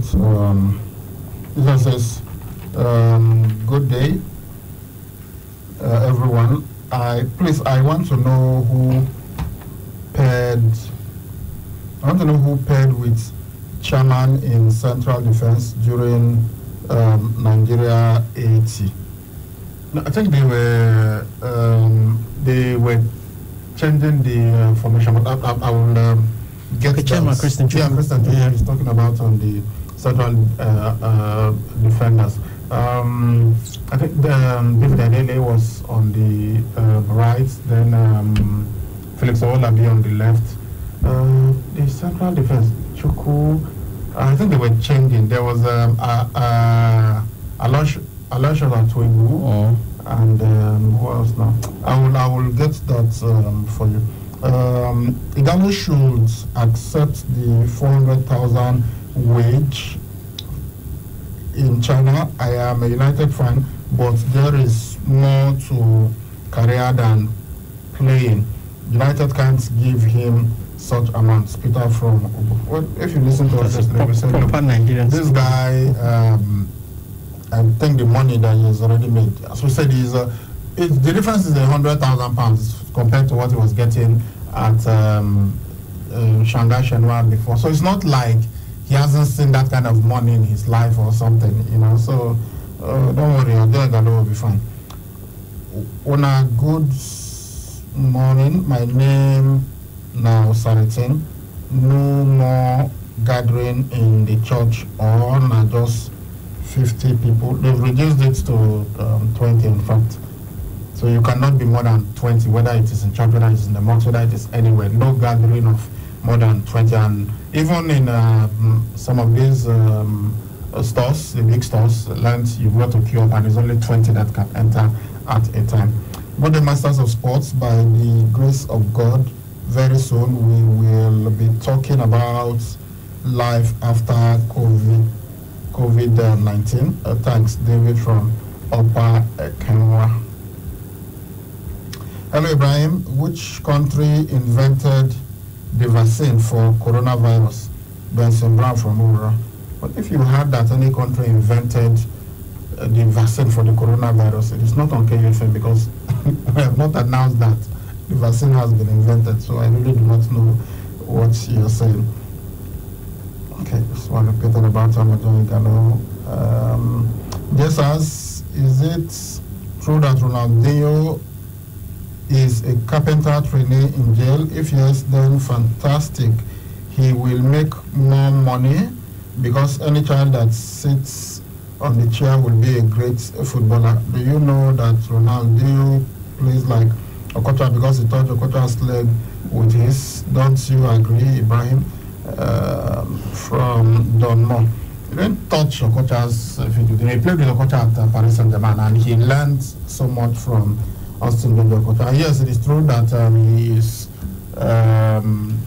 picking up carpentry in jail. Right now, we hear that what is looming is a 6 month prison time. He spent a couple of weeks in prison, so he just decided, okay, and all these things are there in prison, even in Nigerian prisons, even right here in Benin. I was with the PRO when I was doing my master's project, and we talked about these things, and he told me how they have all these as special case center in the prison. I recall then when I was in Lagos, I had family in Kirikiri town. My cousins were there, so I usually go there sometimes to spend some time with them. And I've actually seen the fantastic artwork done by the inmates. So they teach them different skills in prison. Okay, so Ronaldinho decided to try his hands on carpentry while in jail in Paraguay. We don't know for how long he will be there. All right, let's take one more, just one more. It's done. We do not have any. All right, and this is where we have to do all the cuttings on the show this morning. But before we go, let's take the final whistle. A lot of people think that time is against me, but that is far from the truth. Resting your body, refocusing yourself, and staying hungry. We will come back re-energized for 2021. My body has not been worn down by running a lot of races in 2020. Former Olympic and World 100 meters champion Justin Gatley says he can win gold at the Tokyo 2020 Olympics despite him likely being 39. And that's the final whistle on the show this morning.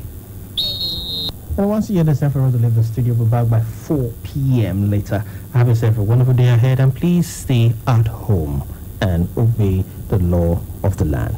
See you later. Bye-bye.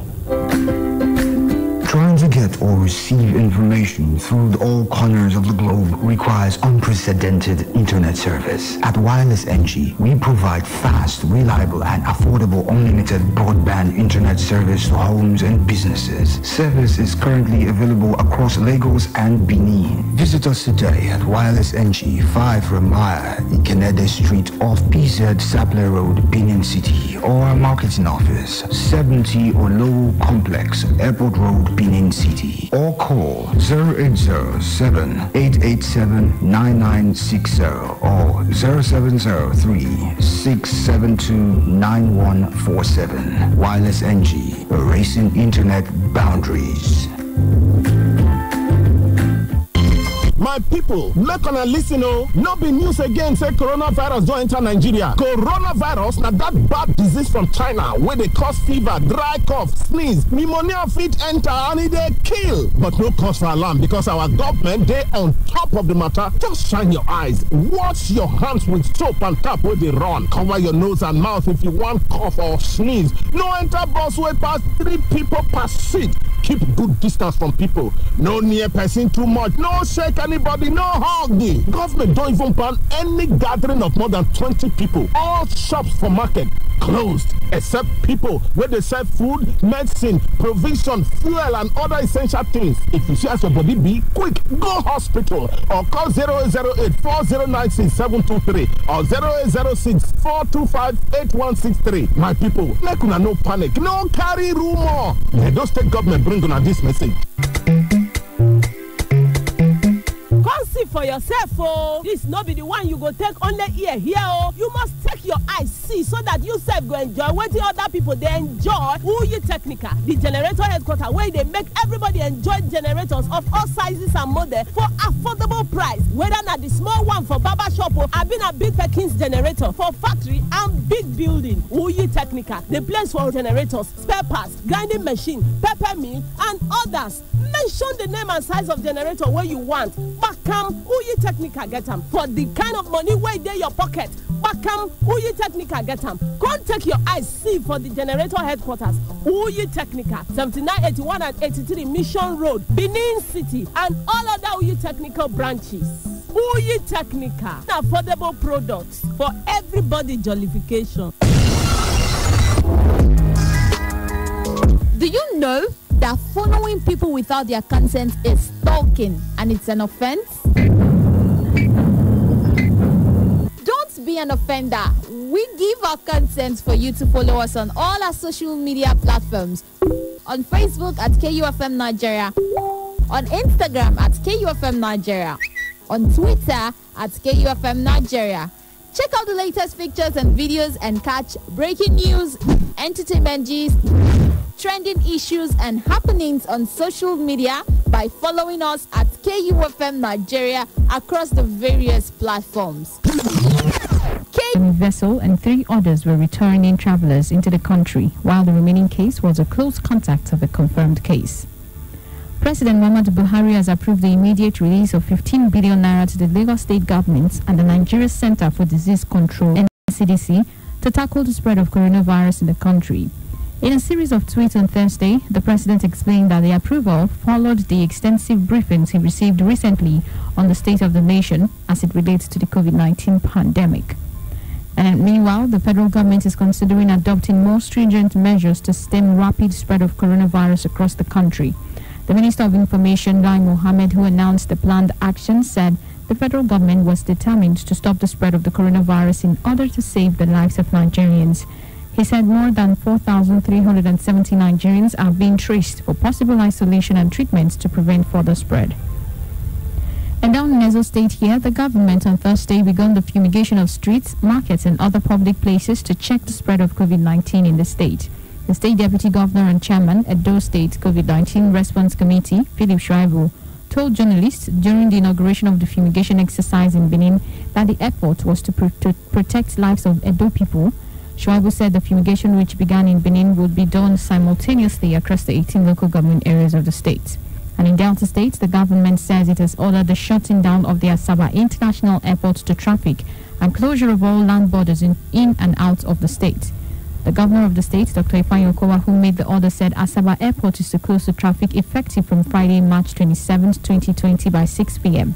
He said all land borders into and out of Delta State are to be shut effective from 6 p.m. on the 27th of March 2020. The governor also ordered that all businesses, malls, supermarkets, markets, and shops are to close from Wednesday, 1st of April 2020. And so Akwa Ibom State football on my phone. You play FIFA? Yes, I do. When did you start playing FIFA? I do play video games. If I visit my friends that are guys that I play with them. It's not that they just trash me sometimes, spell my name, spell my middle name, spell my surname. I do actually. I love the game. I downloaded Monopoly. I downloaded Words. I downloaded I think games like Alone in the Dark, Call of Duty. No, I showed you Game of Thrones game this morning.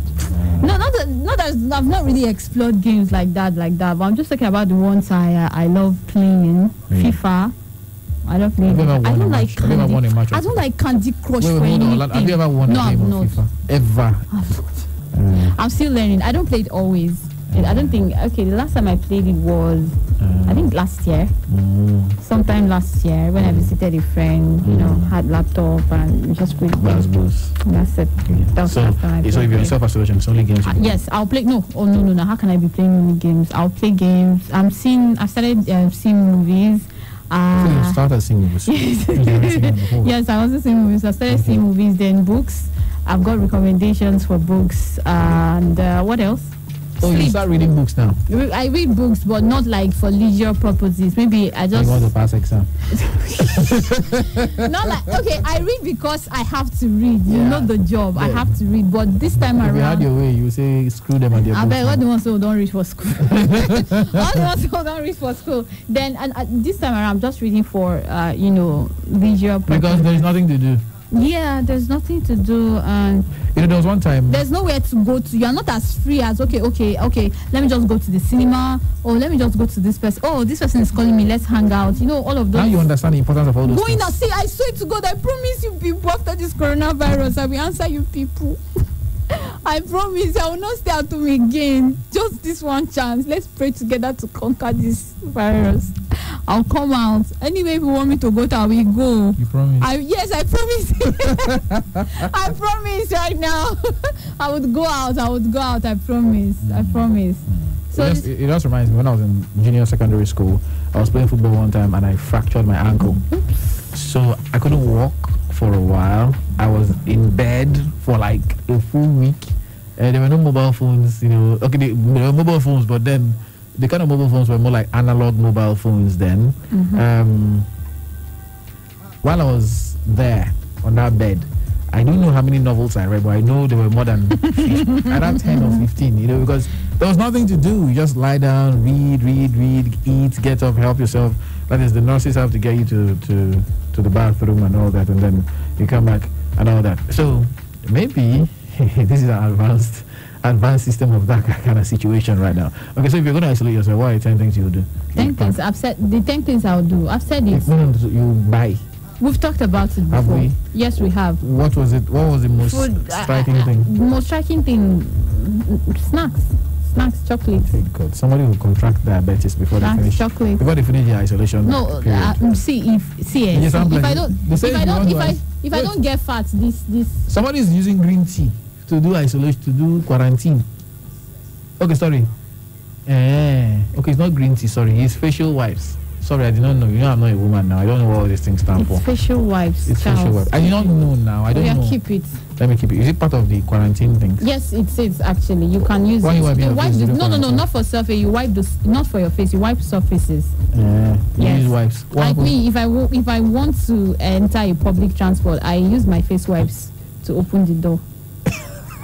Yes, so my brother cannot come and. Yes, everybody. At this point in time, let me be the stupid one.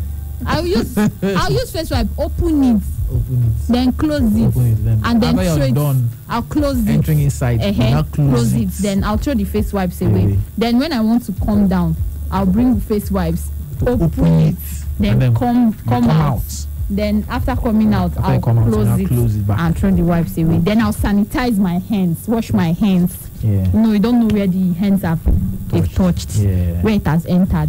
So there was a video I saw. A young man just sat down in one corner. He was filming a corner somewhere where people had to pass to go, I think, catch a bus or something. And everybody who was passing there was touching one particular iron bar, ring. And he said, see, that people don't know that you're actually touching this thing. And we got to help ourselves. We have to help ourselves.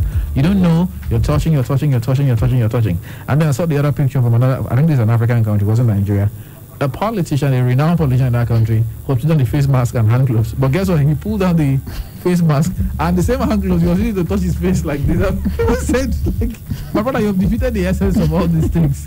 Do you guys even know how to use these things? Oh, please. I was having a conversation with a friend of mine about this gloves of a thing. He works in the radio station too. And I was telling him, look, bro, these gloves ain't working nothing, okay? After the explanation from Dr. Atibia yesterday, I gave it was like, is it your care? Allow me to present myself.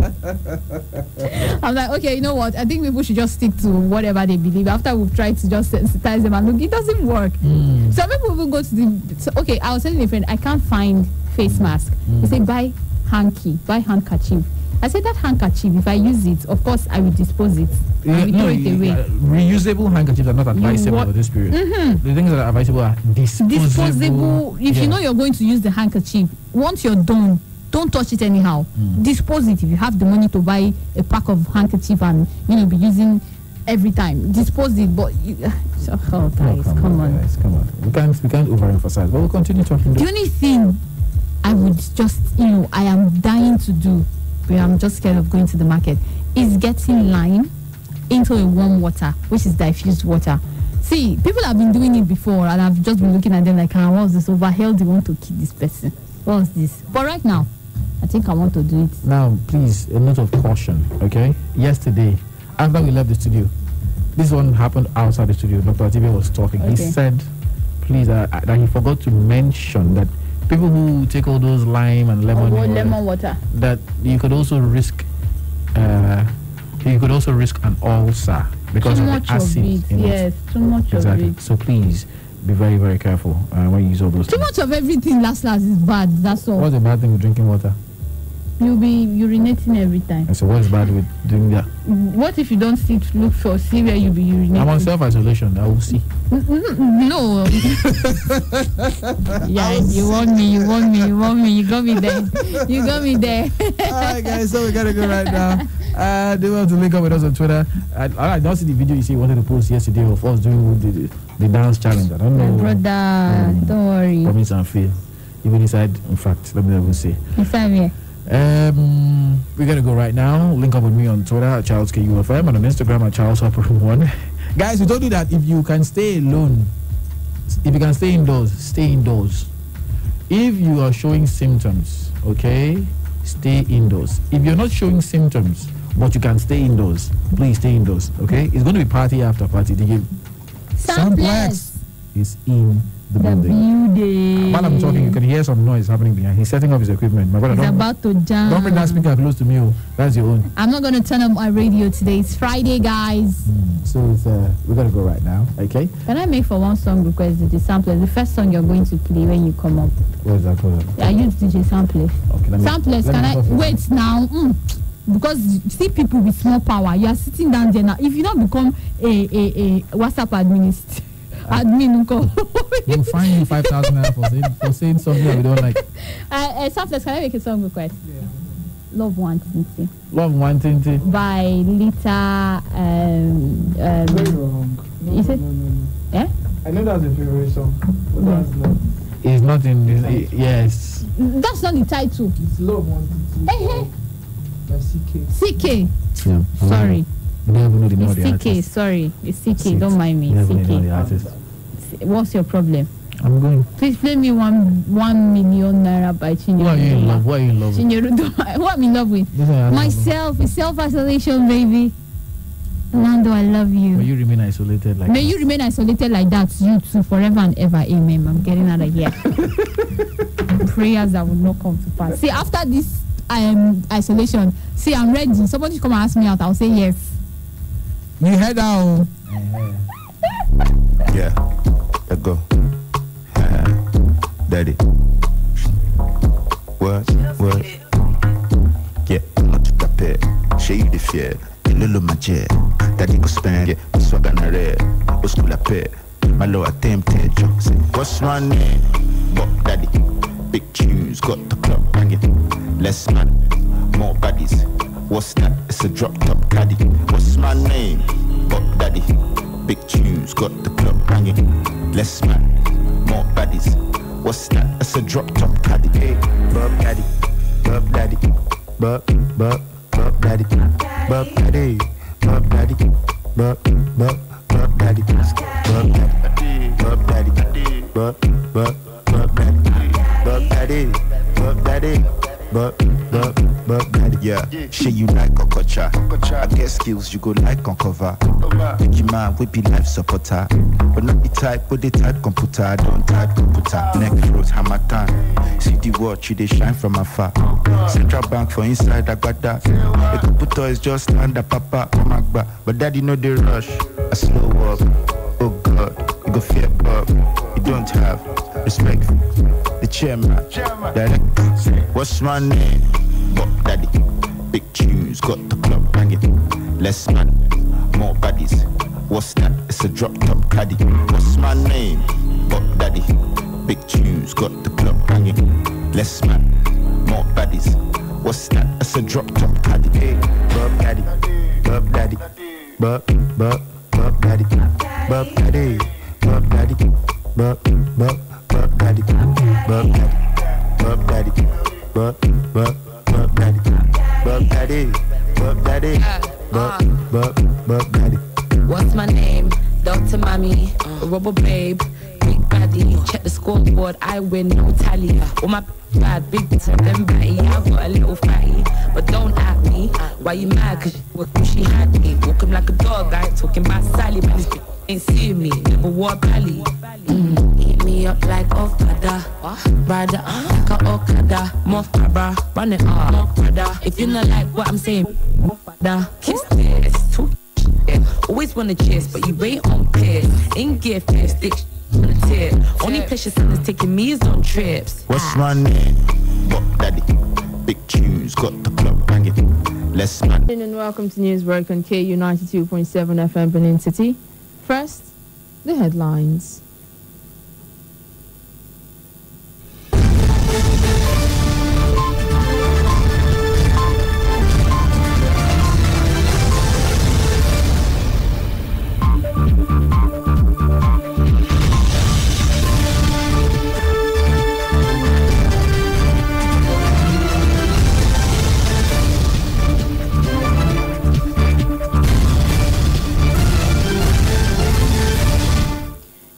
NCDC confirms 14 new cases of COVID-19 in Nigeria.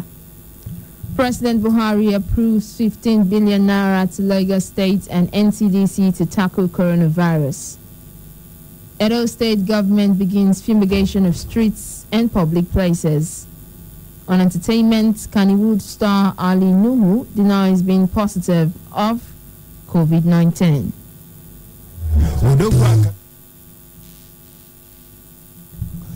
In sports, Abdelhak Nouri wakes up from coma. Details of these and more after this break. I am Omoye Ogbeide.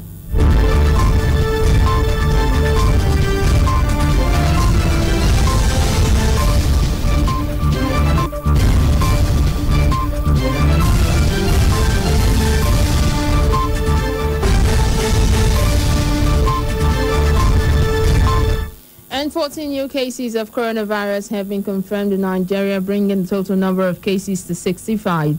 The Nigeria Center for Disease Control announced this in a tweet on Thursday night. A breakdown of the number of the additional cases showed that 12 new cases were discovered in Lagos, 1 in the FCT and 1 in Bauchi State. 6 of the cases were detected on a vessel and 3 others were returning travelers into the country, while the remaining case was a close contact of a confirmed case.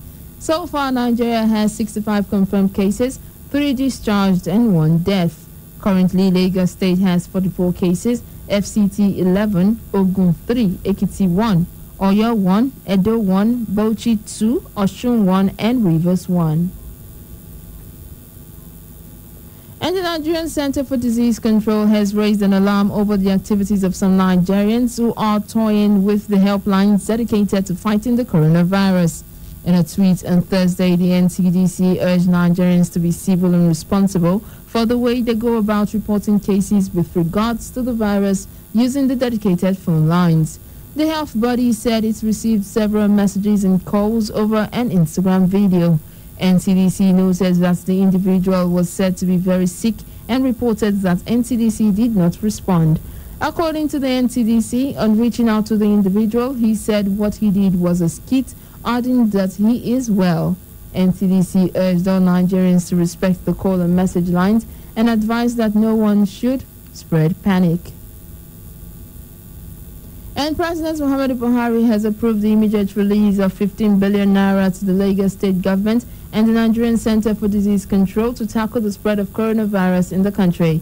In a series of tweets on Thursday, the president explained that the approval followed the extensive briefings he recently received on the state of the nation as it relates to the COVID-19 pandemic. He ordered that the sum of 10 billion naira grant be immediately released to Lagos State to boost the government's capacity to control and contain the outbreak, as well as support other states with capacity building. The remaining 5 billion naira, according to the president, is to be paid as a special intervention fund to the NCDC to equip and provide personnel to its facilities and laboratories across Nigeria. He reviews that the Nigerian Air Force is already making its fleet available to the Presidential Task Force on COVID-19 to enable a better coordinated and more effective response. President Buhari said the initial closure of the nation's international airports and land borders for 4 weeks was to ensure that appropriate policies, processes, and infrastructure were in place to cope with suspected and confirmed cases of COVID-19 in the country. And the federal government is considering adopting more stringent measures to stem rapid spread of coronavirus across the country. The Minister of Information, Lai Mohammed, who announced the planned actions, said the federal government was determined to stop the spread of the coronavirus in order to save the lives of Nigerians. He said more than 4,370 Nigerians are being traced for possible isolation and treatment to prevent further spread. The minister appealed to Nigerians not to panic as the government was determined to work with the Nigerian people to defeat the pandemic, assuring that even if any Nigerian is confirmed to test positive to the virus, there was room for recovery as it does not amount to death sentence. And the Edo State Command of the Nigerian Security and Civil Defense Corps, NSCDC, on Thursday announced the deployment of 250 personnel to curtail the coronavirus pandemic in the state. The state commandant of the Corps, Makinde Anyila, made the announcement in Benin while briefing newsmen on measures that were being put in place by the command in curtailing the pandemic. Similarly, the Ekiti State Command of the NSCDC has deployed 250 emergency response personnel across the state as part of measures to contain the spread of the coronavirus. The NSCDC Commandant in the state, Solomon Iyamu, disclosed this in a statement issued by the command's spokesman, ASC Tolulope Afolabi, in Ado-Ekiti on Thursday. Iyamu said the personnel would be drawn from the Crisis Management Department, including disaster and medical units. He said the personnel would work in collaboration with the National Center for Disease Control and Humanitarian Task Force for the purpose of surveillance, enforcement, and response. And the Edo State government on Thursday began the fumigation of streets, markets, and other public places to check the spread of COVID-19 in the state. The state's deputy governor and chairman Edo State COVID-19 Response Committee, Philip Shaibu, told journalists during the inauguration of a fumigation exercise in Benin that the efforts was to protect lives of Edo people. Shaibu said the fumigation, which began in Benin, would be done simultaneously across the 18 local government area of the state. He said the local government council chairmen have been directed to carry out this exercise and monitor it to ensure that the rural areas are properly fumigated. On the enforcement of government stay-at-home order, Shaibu said residents have observed partial compliance and said this is not acceptable. Elsewhere, the Senate on Thursday urged the federal government to immediately devise ways of providing relief for poor Nigerians whose daily livelihood will be affected as a result of the restriction on movement due to the coronavirus pandemic. Senate President Ahmed Lawan made the appeal following a meeting between the leadership of the National Assembly and some ministers and heads of government agencies on Wednesday in Abuja. According to the Senate President, besides mulling a total lockdown of business activities in the country, a plan must be devised by the federal government through the release of funds specifically for the purpose of purchasing food and pharmaceutical supplies for ordinary Nigerians. And the Bauchi state government has confirmed the second case of coronavirus in the state. The Commissioner for Health in the state, Dr. Aliyu Maigoro, announced this during a press briefing on Thursday in Bauchi. According to him, the second case is a 62-year-old male and a close friend of the state governor, Bala Muhammad. Maigoro explained that 48 samples were taken for test and 2 have been confirmed positive. He added that 37 others returned negative, while the results of 9 samples were still pending. The commissioner noted that the State Ministry of Health has since begun the contact tracing of the second case. This comes 2 days after the government confirmed that Governor Muhammad tested positive for the disease. And the news continues right after this break. Stay tuned.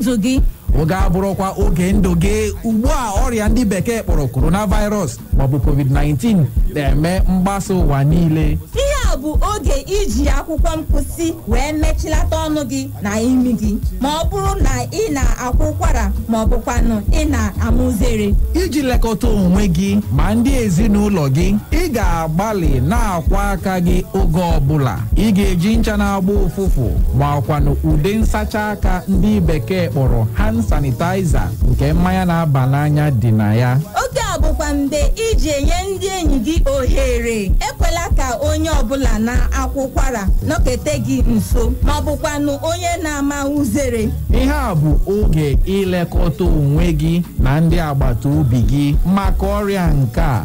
Enwee ka ahụ si eme gị, gbaa ọsọ gaa n'ụlọ ọgwụ. Maka na eme ngwa ngwa emeghara ọdachi ma ọkwanụ ịkpọ akara ekwentị ndị a n'efu. Agaghị anaghị ego ọbụla. Kpọọ n'olu ndị iti 08000267662 maọkwanụ ịkpọ 08009700010. chetakwa na ndụ dị ụtọ ma marakwa na ọrịa coronavirus anaghị egosi n'ihu. onye dị ndụ bụ onye ji ego. Ozi a si n'ụlọ mgbasa ozi anyị bụ 92.7 KUFM Benin City. Ya gazie.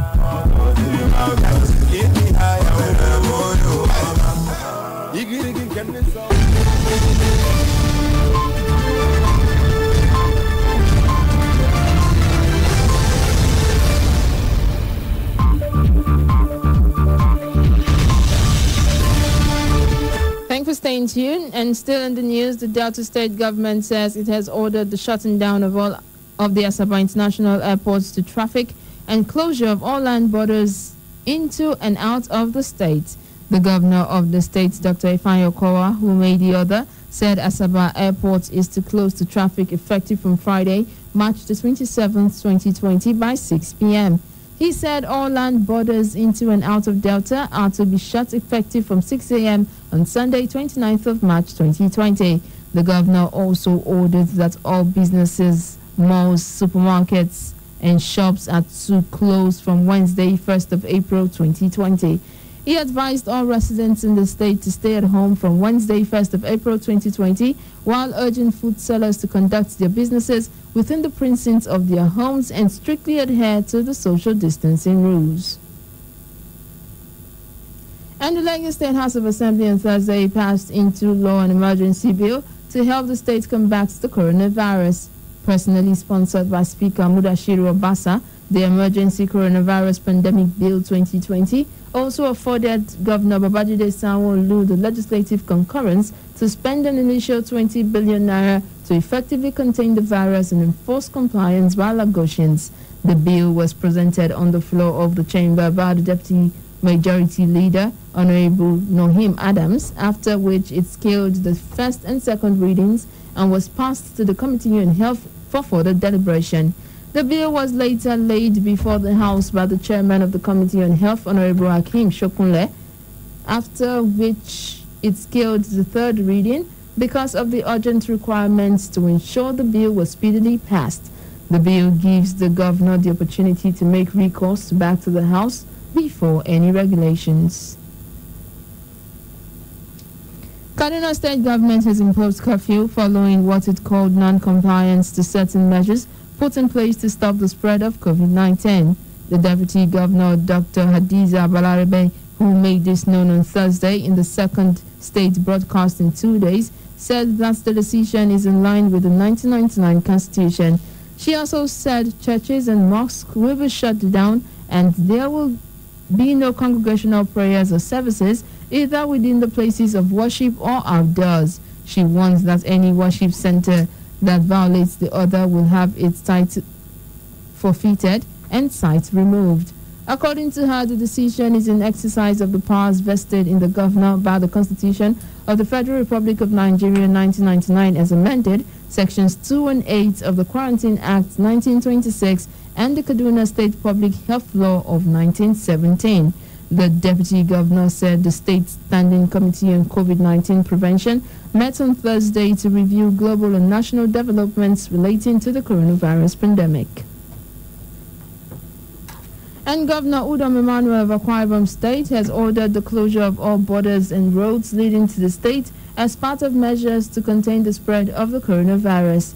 The governor, in a statement signed by the Secretary to the State Government, Emmanuel Ekuman, also ordered that Ibom Air should suspend all flights. Emmanuel took the decision barely 24 hours after health professionals in the state, under the aegis of the Nigerian Medical Association, criticized his administration for not doing enough to prevent COVID-19 from entering the state. And the Nigerian Medical Association on Thursday decried what it described as absence of purposely built isolation centers across the country, unlike in the past where infectious diseases hospitals existed in every state of the Federation. The NMA also pointed out that key certain strategies have been largely absent or sub-optimally implemented in the ongoing efforts to contain the spread of COVID-19.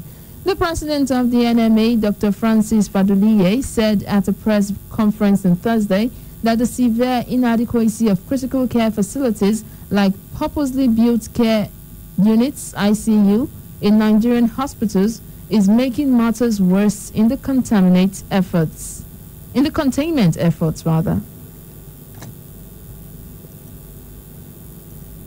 NMA appreciates the leadership role being played by the federal government so far and efforts of some state government in containing this looming danger. Special commendation goes to Lagos State for standing out so far. It is a highly held opinion of the association that for the gains from institutional memory and individual expert experience, the authorities of the federal and state levels should reconvene the 2014 Ebola team to assist at this point.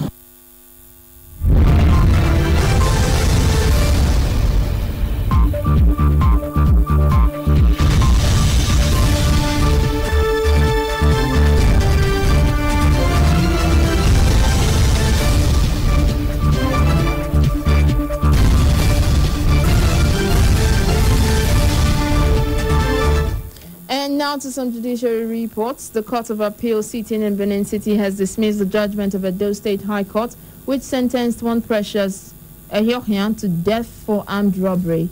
The Court of Appeal, after listening to the legal submission put forward by Laiwala Afolabi Esquire, leading EC Abednego, held that the lower court was wrong to have convicted Precious for armed robbery. The court thereafter set aside the entire judgment of the Edo State High Court on 30th of October 2017. It also ruled that the argument brought by the respondent counsel has no merits. Well, we thank God, we lost at the High Court, where the court sentenced Precious Eguna to death for armed robbery. And we believe there's no evidence against him. And in our usual characteristic manner of not settling down at the High Court, we proceeded to the Court of Appeal, and we're very grateful. The Court of Appeal, after listening to our argument, found as a fact that Precious Eguna ought not to be convicted at all for armed robbery. Now he's free now. And the Federal High Court sitting in Lagos has granted post-conviction bail to a former Abia State Commissioner for Finance, Ude Udeogu, who was convicted of 7.65 billion naira fraud alongside former Governor Ojus Okalo. Justice Mohammed Idris had earlier sentenced Udeogu to 56 years imprisonment, while Kalu bagged 133 years imprisonment. But on Thursday, Justice Mohammed Liman granted bail to Udeogu in the sum of 50 million naira on the grounds of ill health and chronic tuberculosis. The judge also ordered that the bailiff of court must verify the authenticity of the title documents. The Manufacturers Association of Nigeria says its members will continue operations as well as scale up the production of essential commodities as the coronavirus pandemic begins to take a toll on the nation's economy. The president of the association, Mansa Ahmed, in a statement urged the government to ensure that manufacturers have reasonable access to industrial supplies and inputs such as gas, electricity supply, fuel, and other essential infrastructural needs. In the statement, MAN lauded the National Center for Disease Control for not resting on its oars through the drafting of the different protocols for safety disseminated to the general public. The association asks that the financial support ordered by the Central Bank of Nigeria be extended to the supply of forex to the manufacturing sector at pre-COVID-19 rates. They further asked the CBN to consider directing commercial banks to freeze interest charges in the event of a lockdown.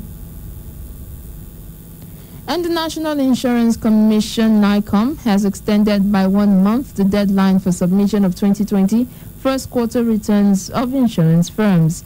The acting commissioner for insurance, Sunday Thomas, who made this known in a statement in Lagos, said the move by the commission would serve as a palliative against the negative impact of COVID-19 on businesses. He stated that waivers would also be granted for delayed submission of renewal documents for insurance brokers, loss adjusters, and insurance agents during the period of the COVID-19 pandemic. And coming up in a moment, Kannywood star Ali Nuhu denies being positive of COVID-19.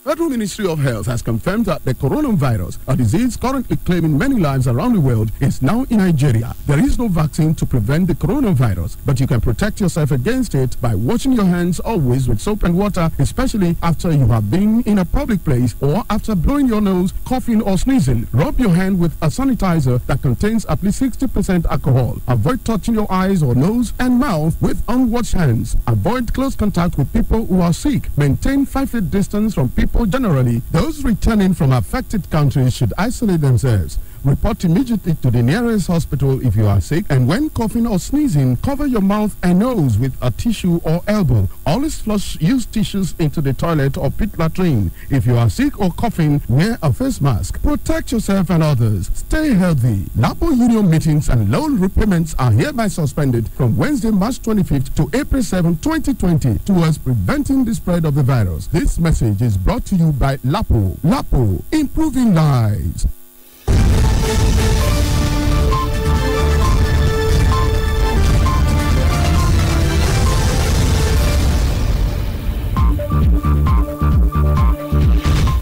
And in entertainment, popular Kannywood movie star Ali Nuhu has denied the rumor making the rounds that he tested positive for coronavirus.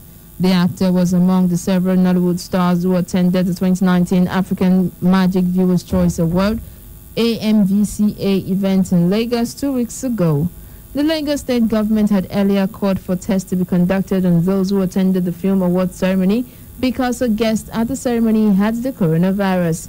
He argued that there were guests at the Lagos Film Award ceremony from Kenya, South Africa and other countries, but no alarm was raised over the pandemic. Nuhu said it is almost 2 weeks now that they attended the event, stating he was free of the COVID-19, which does not require such long period to manifest. And Innocent Idibia, popularly known as Tubaba, has pledged a donation of 10 million naira to the fight against the coronavirus pandemic. According to the singer, the donation is in conjunction with International Bureaus PLC towards the battle against the spread of COVID-19 in Nigeria. The award-winning music star also noted that in a bid to sensitize the public against the spread of the virus, he will be holding an e-concert on April 12th. Tubaba said the e-concert will be live-streamed on his social media handles. He said that the idea of the e-concert is for him to lend his voice and call on Nigerians to come together to combat the global pandemic by heeding the stay-at-home request from the government so as to reduce the spread of the virus to its barest minimum. The African Queen singer also called on other celebrities, businesses, personnel and corporate organizations to support in combating the spread of the COVID-19 in any way they can. And on to our sport decks. Ajax midfielder Abdulmalik Nori woke up from coma 2 years after sustaining a brain damage in a friendly match. Egosa Agbeka has more on our sport decks.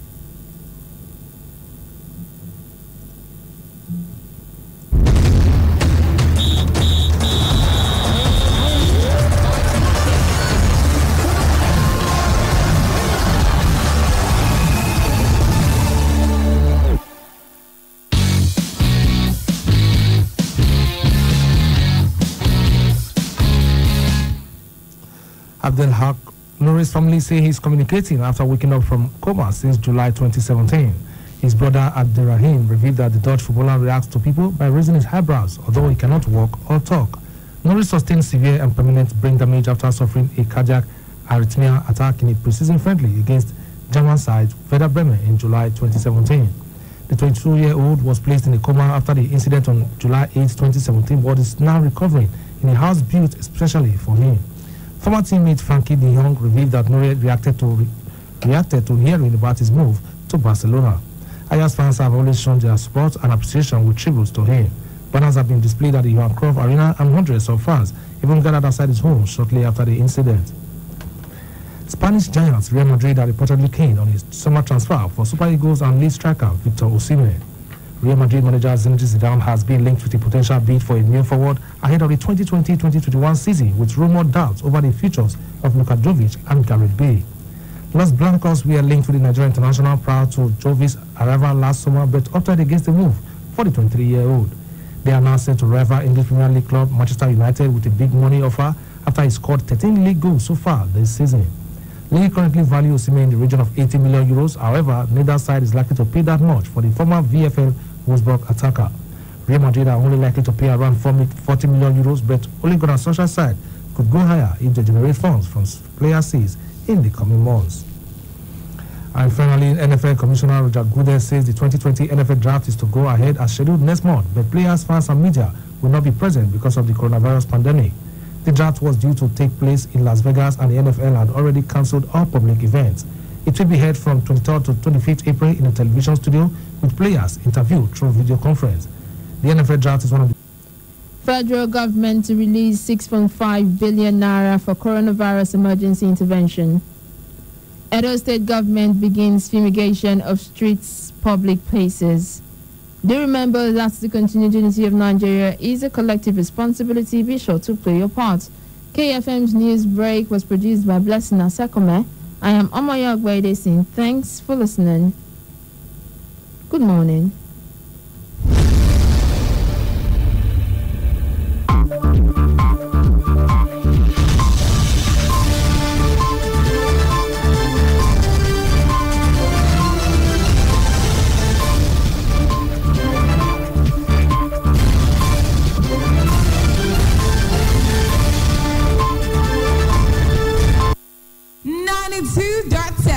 KUFM. Jealous calling us to prayer. Ave, Ave, Ave Maria, Ave.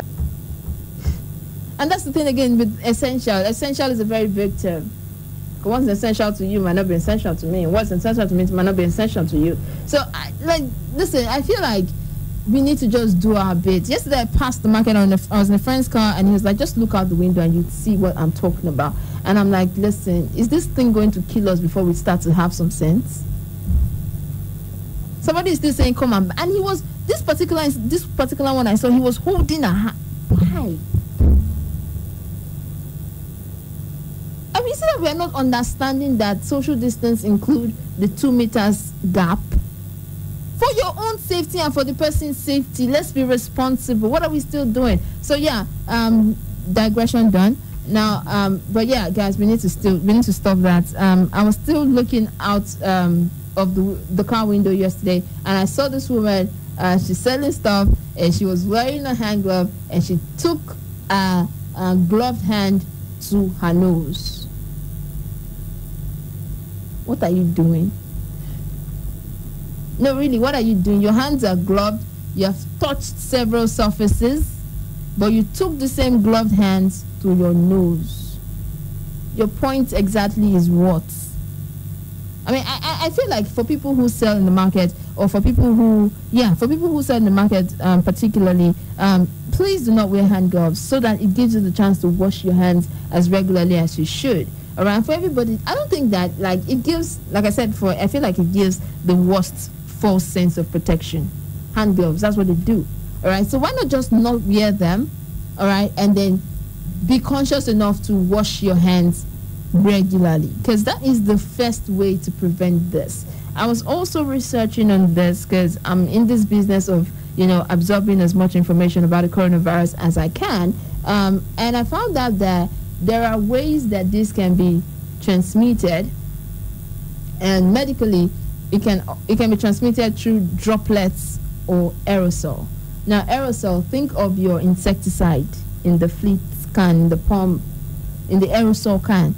All right. Now, say you're in an elevator, for instance, and you're sneezing. The person who has coronavirus is in an elevator and sneezing continuously, and then you get into the elevator 2 minutes after or a minute after the person has just finished sneezing the place up. You are not in the clear. That's how you can get the virus aerosol by aerosol means. And also, there is also the droplet means the airtune into the hands and then onto another person, or directly sneezing upon a person. Yesterday in the market, people were still talking into each other's faces. People were still leaning in for gossip. People were still, why are we doing this? And this is where a lot of people would say, maybe we should shut down the state. Maybe we should shut down the markets. Maybe we should, because the markets, for me, is one of the hottest spots for... Yeah.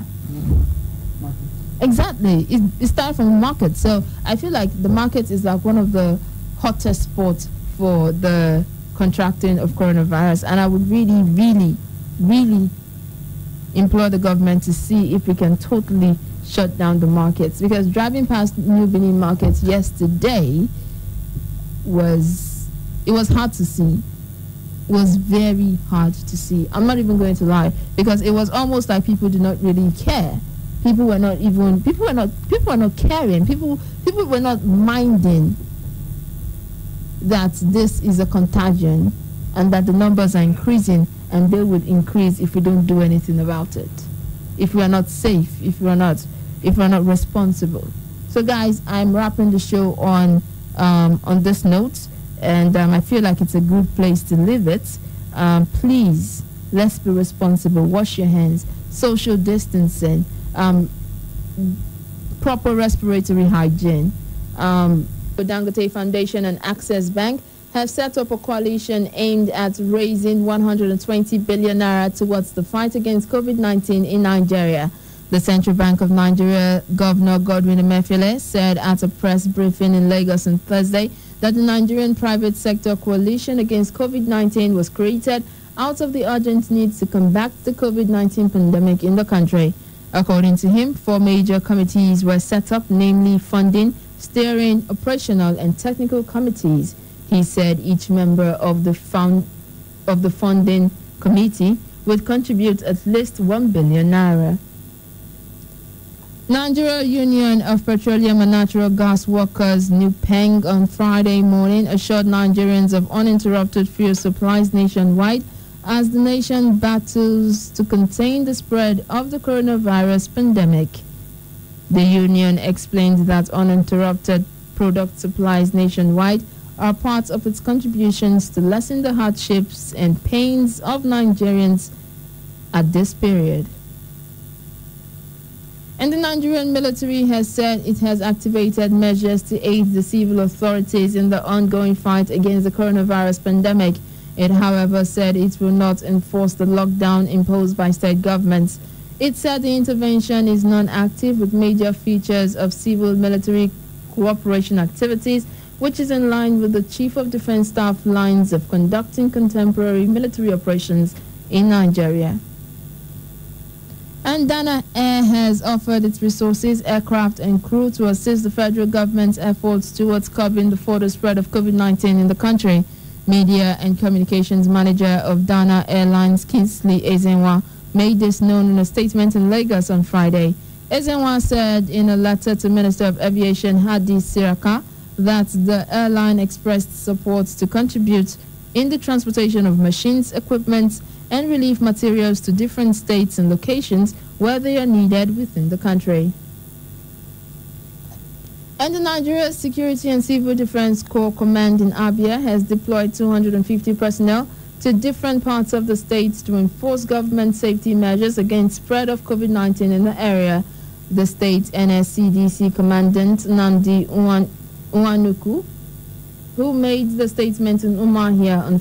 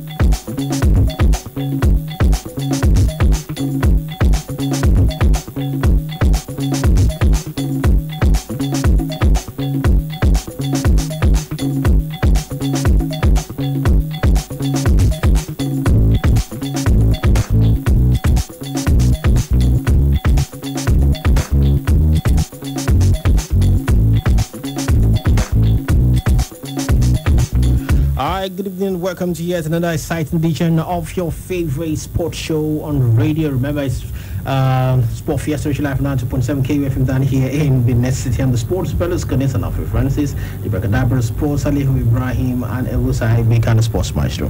Right here with me on the show this evening. Now, we can tell you that the best team in Africa have moved one step forward as far as the world is concerned in football ranking. Yes, Nigeria Super Falcons, not Eagles, are the best team in Africa. They moved from the 39th position to the 38th position in the world, just one a step forward. Gradually, you definitely get to climb a mountain. And of course, the clubs in England know the fact that they should catch the entire season. That is the 2019-2020 season. Yesterday, the FA decided to cancel the non-league. That is the National League teams that played football underneath the League 2 in England, but the League 2, the League 1, the Championship, and the Premier League, they are still hoping to conclude. But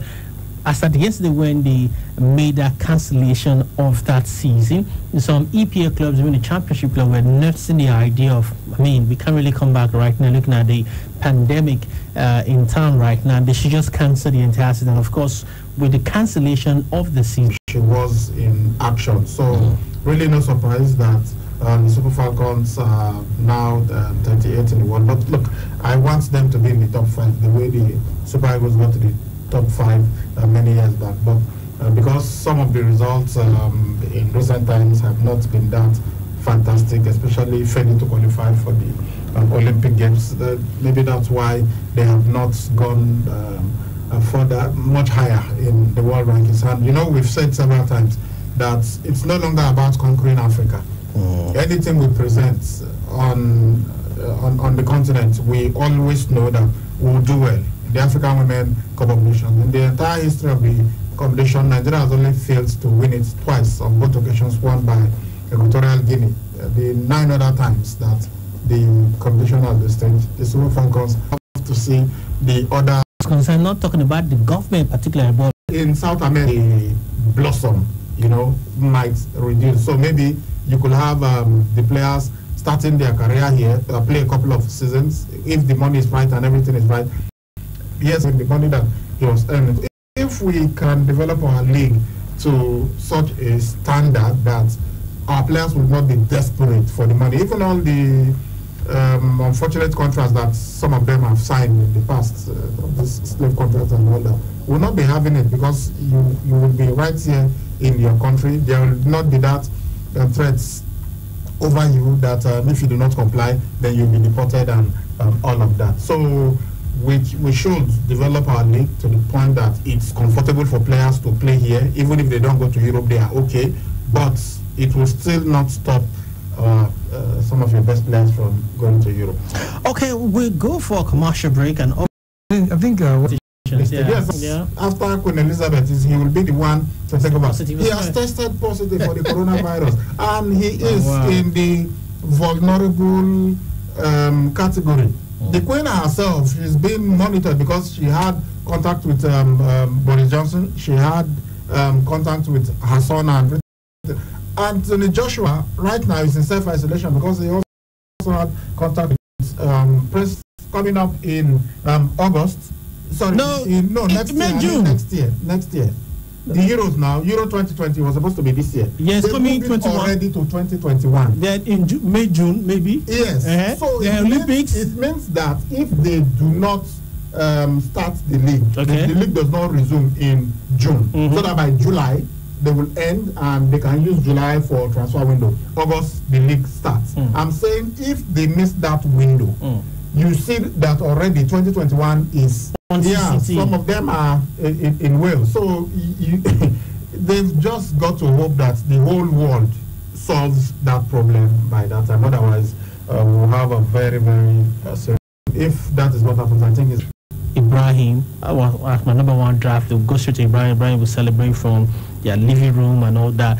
Kind of not the normal way, but that's the way it's going to go because of the pandemic that we're going through right now. Yeah, it's good. The NFL, the draft, I think is good. It's going to take place, though it's through video conference, but that's the way things have been going. Even on WhatsApp, you can do transactions on social platform without having to meet somebody face to face. So it's good. They are trying to follow the calendar, try as much as possible to do this where the world is trying to fight the pandemic. So by the time everything is over, then to normal. I think it's good. We start calling now. Hello, caller. Yes, we have you. Hello. Good evening, sir. Yes, good evening, Barcelona. Yes, Mr. Benny, good evening, sir. Good evening, my brother. I just want to say, anything that Premier should want to do, they should just give me that Omega beg. They don't prefer. It should be so bad if many this season. For 30 years, what are they fighting for? They should just pursue Liverpool and do whatever they want to do, but they should give Liverpool the league. And I do it. All right, thank you. Hello. Hello, good evening, Mr. Francis. Madrid.com. Yeah, Madrid, good evening to Guy Ibrahim and Mr. Good evening, Madrid. To think of the fact that the league in England will be declared null and void, that will be disastrous. It will tear Liverpool apart. For this commitment, dedication they put in, no, I don't know. The FA should just find a way to resolve this issue because there is no way as well. Hello. Oh, sorry, my brother. The network is not referring to you and I as of this moment, but you can call us back. We're still very much in the studio. Gay network? Hello, but I have this one. Hello. Hello. Danjuma. Okay, good evening, Danjuma. I want to talk about the German league. The same club will donate money for the rescue. I think a good thing I did this. The 20 million this time around, everybody on the collectors will not get free because coronavirus. I would say that we share the money among the other 14 clubs. So, now good thing. So, no other league we do something like that for the small club to get something at the end of the day. Now do it. Hello. Hello. Hello. Can you please move away from the radio? Help us to turn down the volume on it. Hello, I've done that. God bless you. Godwin? Yeah, my name is Chinoze. I'm calling from Benin City. Hello? We are with you, Chinoze. Okay. I want to talk about the position of Liverpool Football Club. My understanding, my opinion is that there is no way you can talk of starting a new season when you've not finished the one, at hand. It doesn't make sense to me. So the season must be finished, no matter how long it takes. So people thinking about cancelling, the league or declaring null and void is, I don't see it as something that will ever happen. The season must be finished. And that's what I think the FA will do. Okay. Thank you very much. Thank you too. Okay. Yeah. Let's take more calls. Hello. Hello. Hello. Yes, go with you. Hello. Can you hear me? I can hear you now. Can you hear me? What do we react to what Mr. Brian said not too long ago? Okay, Madrid. Yes. Yeah. So I don't know. Mr. Brian, I don't know if you can hear me. I can hear you. We are talking about Lewandowski, the Bayern Munich striker. And you said that the phenomenon Ronaldo that maybe it's going to be cut off so or so. But my take to it is that because of the virus, what is happening, I think that is why things are coming this way. So it is happening like this that if we don't say the league is starting in August, as you just said, right, Hello? I'm listening to you. Now, if we start with August, the big virus now lead to that almost that time. I think we will have to cancel it. So that we can start fresh one by August. Because if we put everything that people die, what are the people that just give up to this virus that we are not alive today now? Then it happened that the league should be cancelled and put in that August so that we can start the league. But I think it's better for everybody. It should be better like that. We will not Liverpool now they tried, at least they behave like a champion, they play like a champion. And the fans of Liverpool will not see it as maybe the English penalty did not do well for cancelling league. I think if it is being cancelled because of this, and by next week we should start afresh, it will be better for everybody. I believe that is my take in this situation. Because I'm into sport also. We should be 50-50, little to the left, little to the right. All right, thank you so much. Hello? Hello, good evening. Yes, good evening to you too. Hello? Hello? All right, that's our cue to go on our last break on the show. When we come back, we'll take a look at the messages.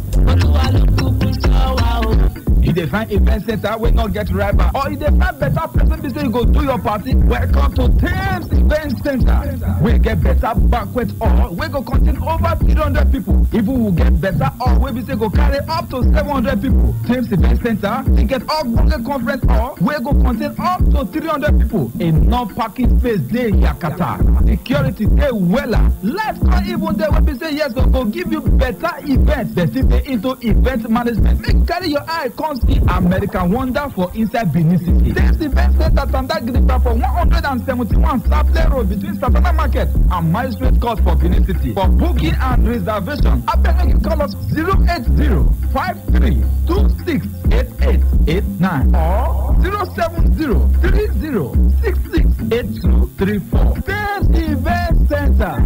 The event center where they make your events go seriously well. My people, make una listen oh. No be news again say coronavirus don't enter Nigeria. Coronavirus na that bad disease from China where they cause fever, dry cough, sneeze, pneumonia fit enter and it dey kill. But no cause for alarm because our government they on top of the matter. Just shine your eyes. Wash your hands with soap and tap where they run. Cover your nose and mouth if you want cough or sneeze. No enter bus way past 3 people per seat. Keep good distance from people. No near person too much. No shake anybody. No hug. Government don't even ban any gathering of more than 20 people. All shops for market closed except people where they sell food, medicine, provision, fuel and other essentials. 080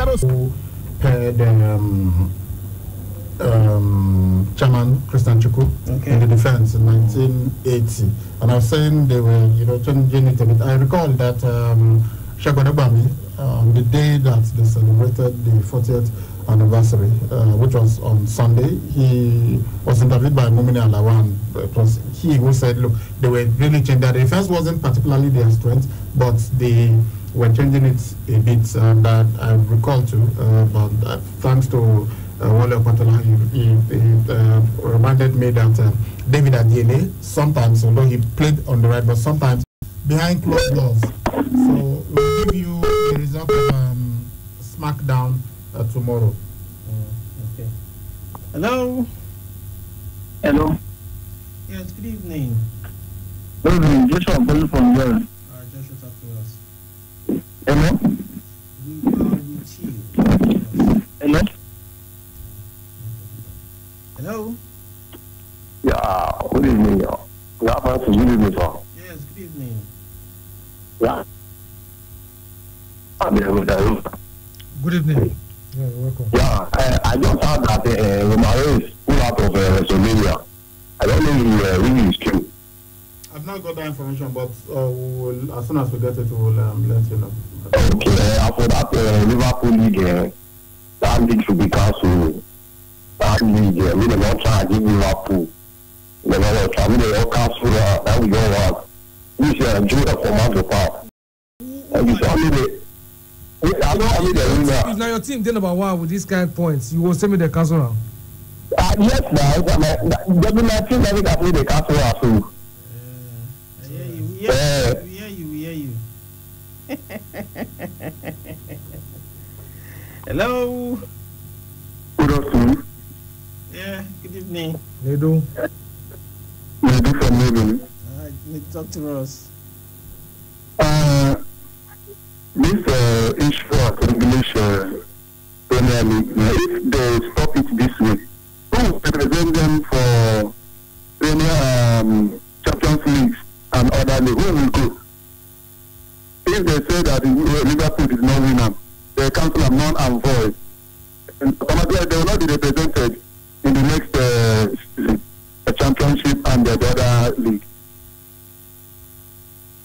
Well, we could look at the first top 4 or top 5, then pick out the Champions League representatives, then look at the from 6 to 8, then see where they can put the Europa League campaigners. That's the only thing. Once they declare no avoid, then you look at those that are occupying the over 1 to 8 positions. They could be the ones to play in the continent. Okay, let's see how that will pan out. Let's take 2 more calls before we just wrap it up on the show today. Hello. Hello. Good evening. Yes, good evening. Talk to us. We're with you. Open secrets. Yes, this is Open Secret, the radio professor and the IFA ambassador to the whole world, including the sports world. PM. Good evening and welcome to Newsbreak on KU92.7 FM, Benin City. First, the headlines.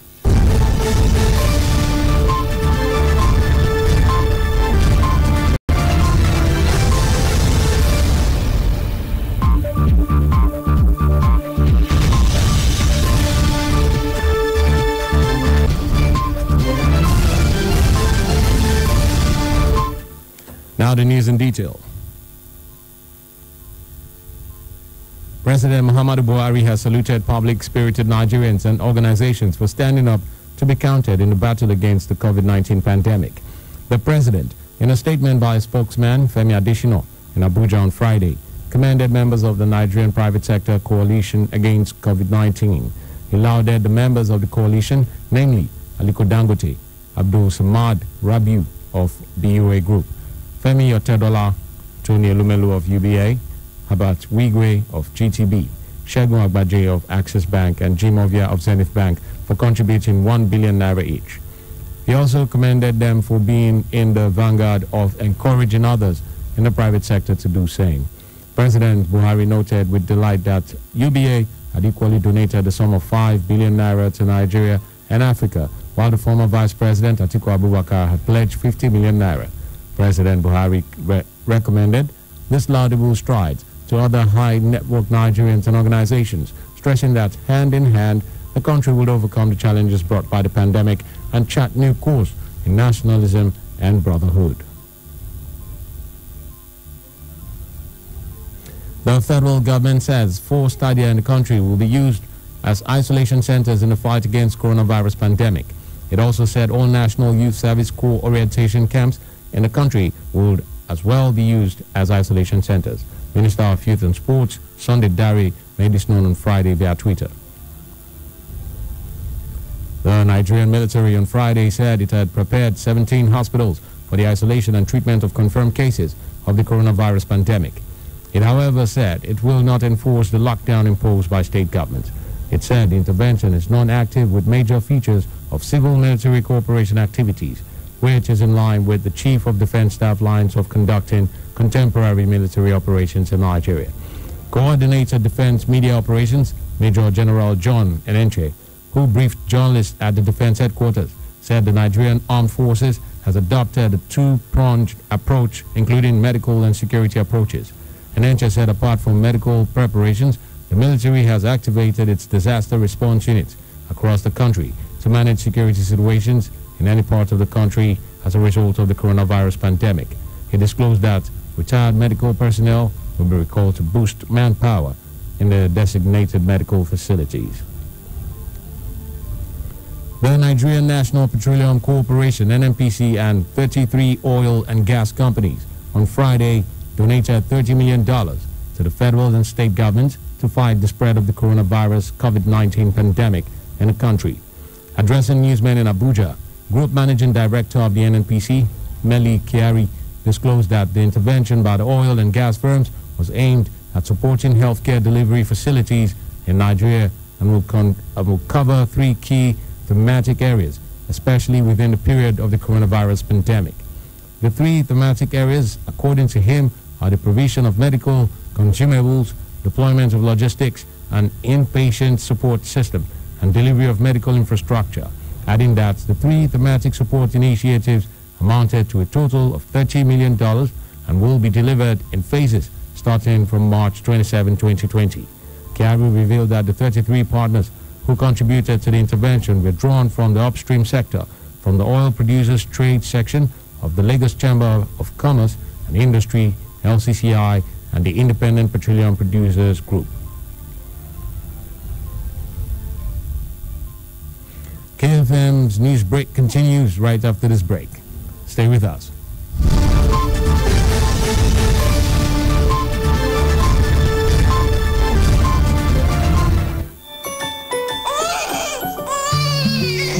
First baby cry in the labor room, and within the first 1 hour of birth, baby should be put to mother's breast. That first yellowish milk, colostrum, is the baby's first immunization and has the right nutrient baby needs to grow healthy, strong, and sharp.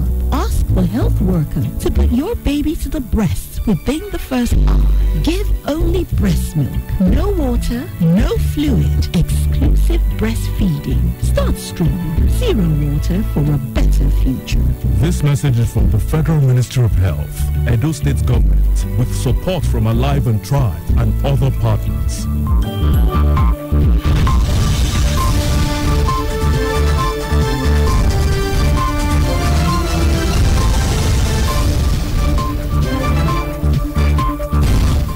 Still in the news, the United Kingdom is exploring flight options to evacuate its nationals willing to leave Nigeria. The British High Commissioner to Nigeria, Catriona Latin, disclosed this on Friday. She said the decision was necessitated by the rapidly changing situation in the region and the recent airport closures over the coronavirus pandemic. The envoy, who said this in a statement in the UK High Commission's Twitter page, noted that the Commission had decided to reduce the number of High Commission staff and dependents. Lang explained that the mission in Abuja and Lagos will remain open to carry out essential work, including providing 24 hours consular assistance and support to the British nationals in the country. The General Overseer of the Redeemed Christian Church of God, Pastor Enoch Adeboye, has donated intensive care unit beds with ventilators to Lagos State. The 78-year-old cleric also donated ICU beds and ventilators to the Ogun State and Plateau State governments. In a statement on Friday, the church said the equipment would help the states in the fight against the rising cases of coronavirus. The Nigeria Center for Disease Control, NCDC, says the death toll from the Lassa fever outbreak has risen to 193. The NCDC said this represents a case fatality rate CFR of 18.9%. Director General of NCDC, Chikwe Ihekweazu, said on Friday in Abuja while giving an update of the Lassa fever outbreak that amidst the novel coronavirus COVID-19 outbreak in the country, the agency has continued to manage the national Lassa fever outbreak. Ihekweazu said the number of suspected cases had significantly increased compared to that reported for the same period in 2019. He said that in week 12, the number of new confirmed cases decreased from 51 cases in week 11 to 28 cases. The NCDC DG said these were reported cases in 12 states, which are Edo, Ondo, Ebonyi, Bauchi, Taraba, Plateau, Kogi, Abia, Enugu, FCT, Benue, and Gombe. Ihekweazu, however, added that there was an implementation of Lassa fever environmental response campaign in high-burden states by Federal Ministry of Environment. Coming up next, Kannywood star Ali Nuhu denies being positive to COVID-19.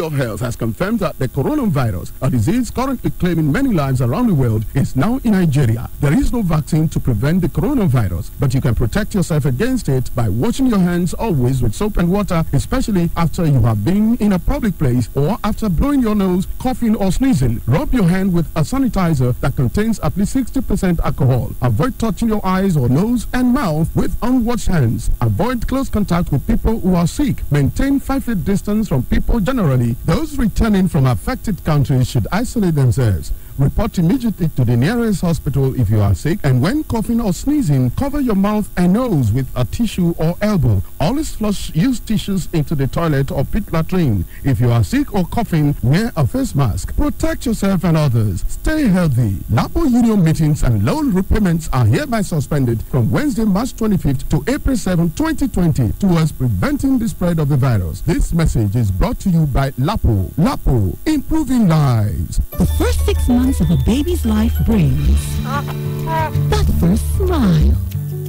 that first laugh.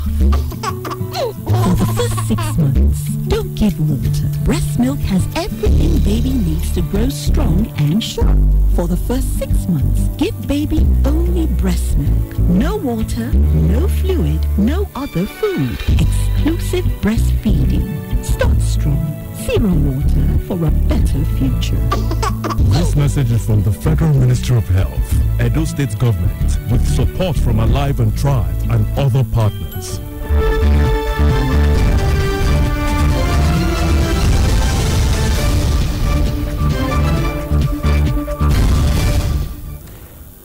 You're still on to Newsbreak on KU92.7 FM. Over now to entertainment. Popular Kennywood movie star Ali Nuhu has denied a rumor making the rounds that he tested positive for coronavirus. The actor was among the several Nollywood stars who attended the 2019 African Magic Viewers' Choice Award, AMVCA, event in Lagos 2 weeks ago. The Lagos state government had earlier called for tests to be conducted on those who attended the film award ceremony because a guest at the ceremony had the coronavirus. He argued there were guests at the Lagos Film Award ceremony from Kenya, South Africa, and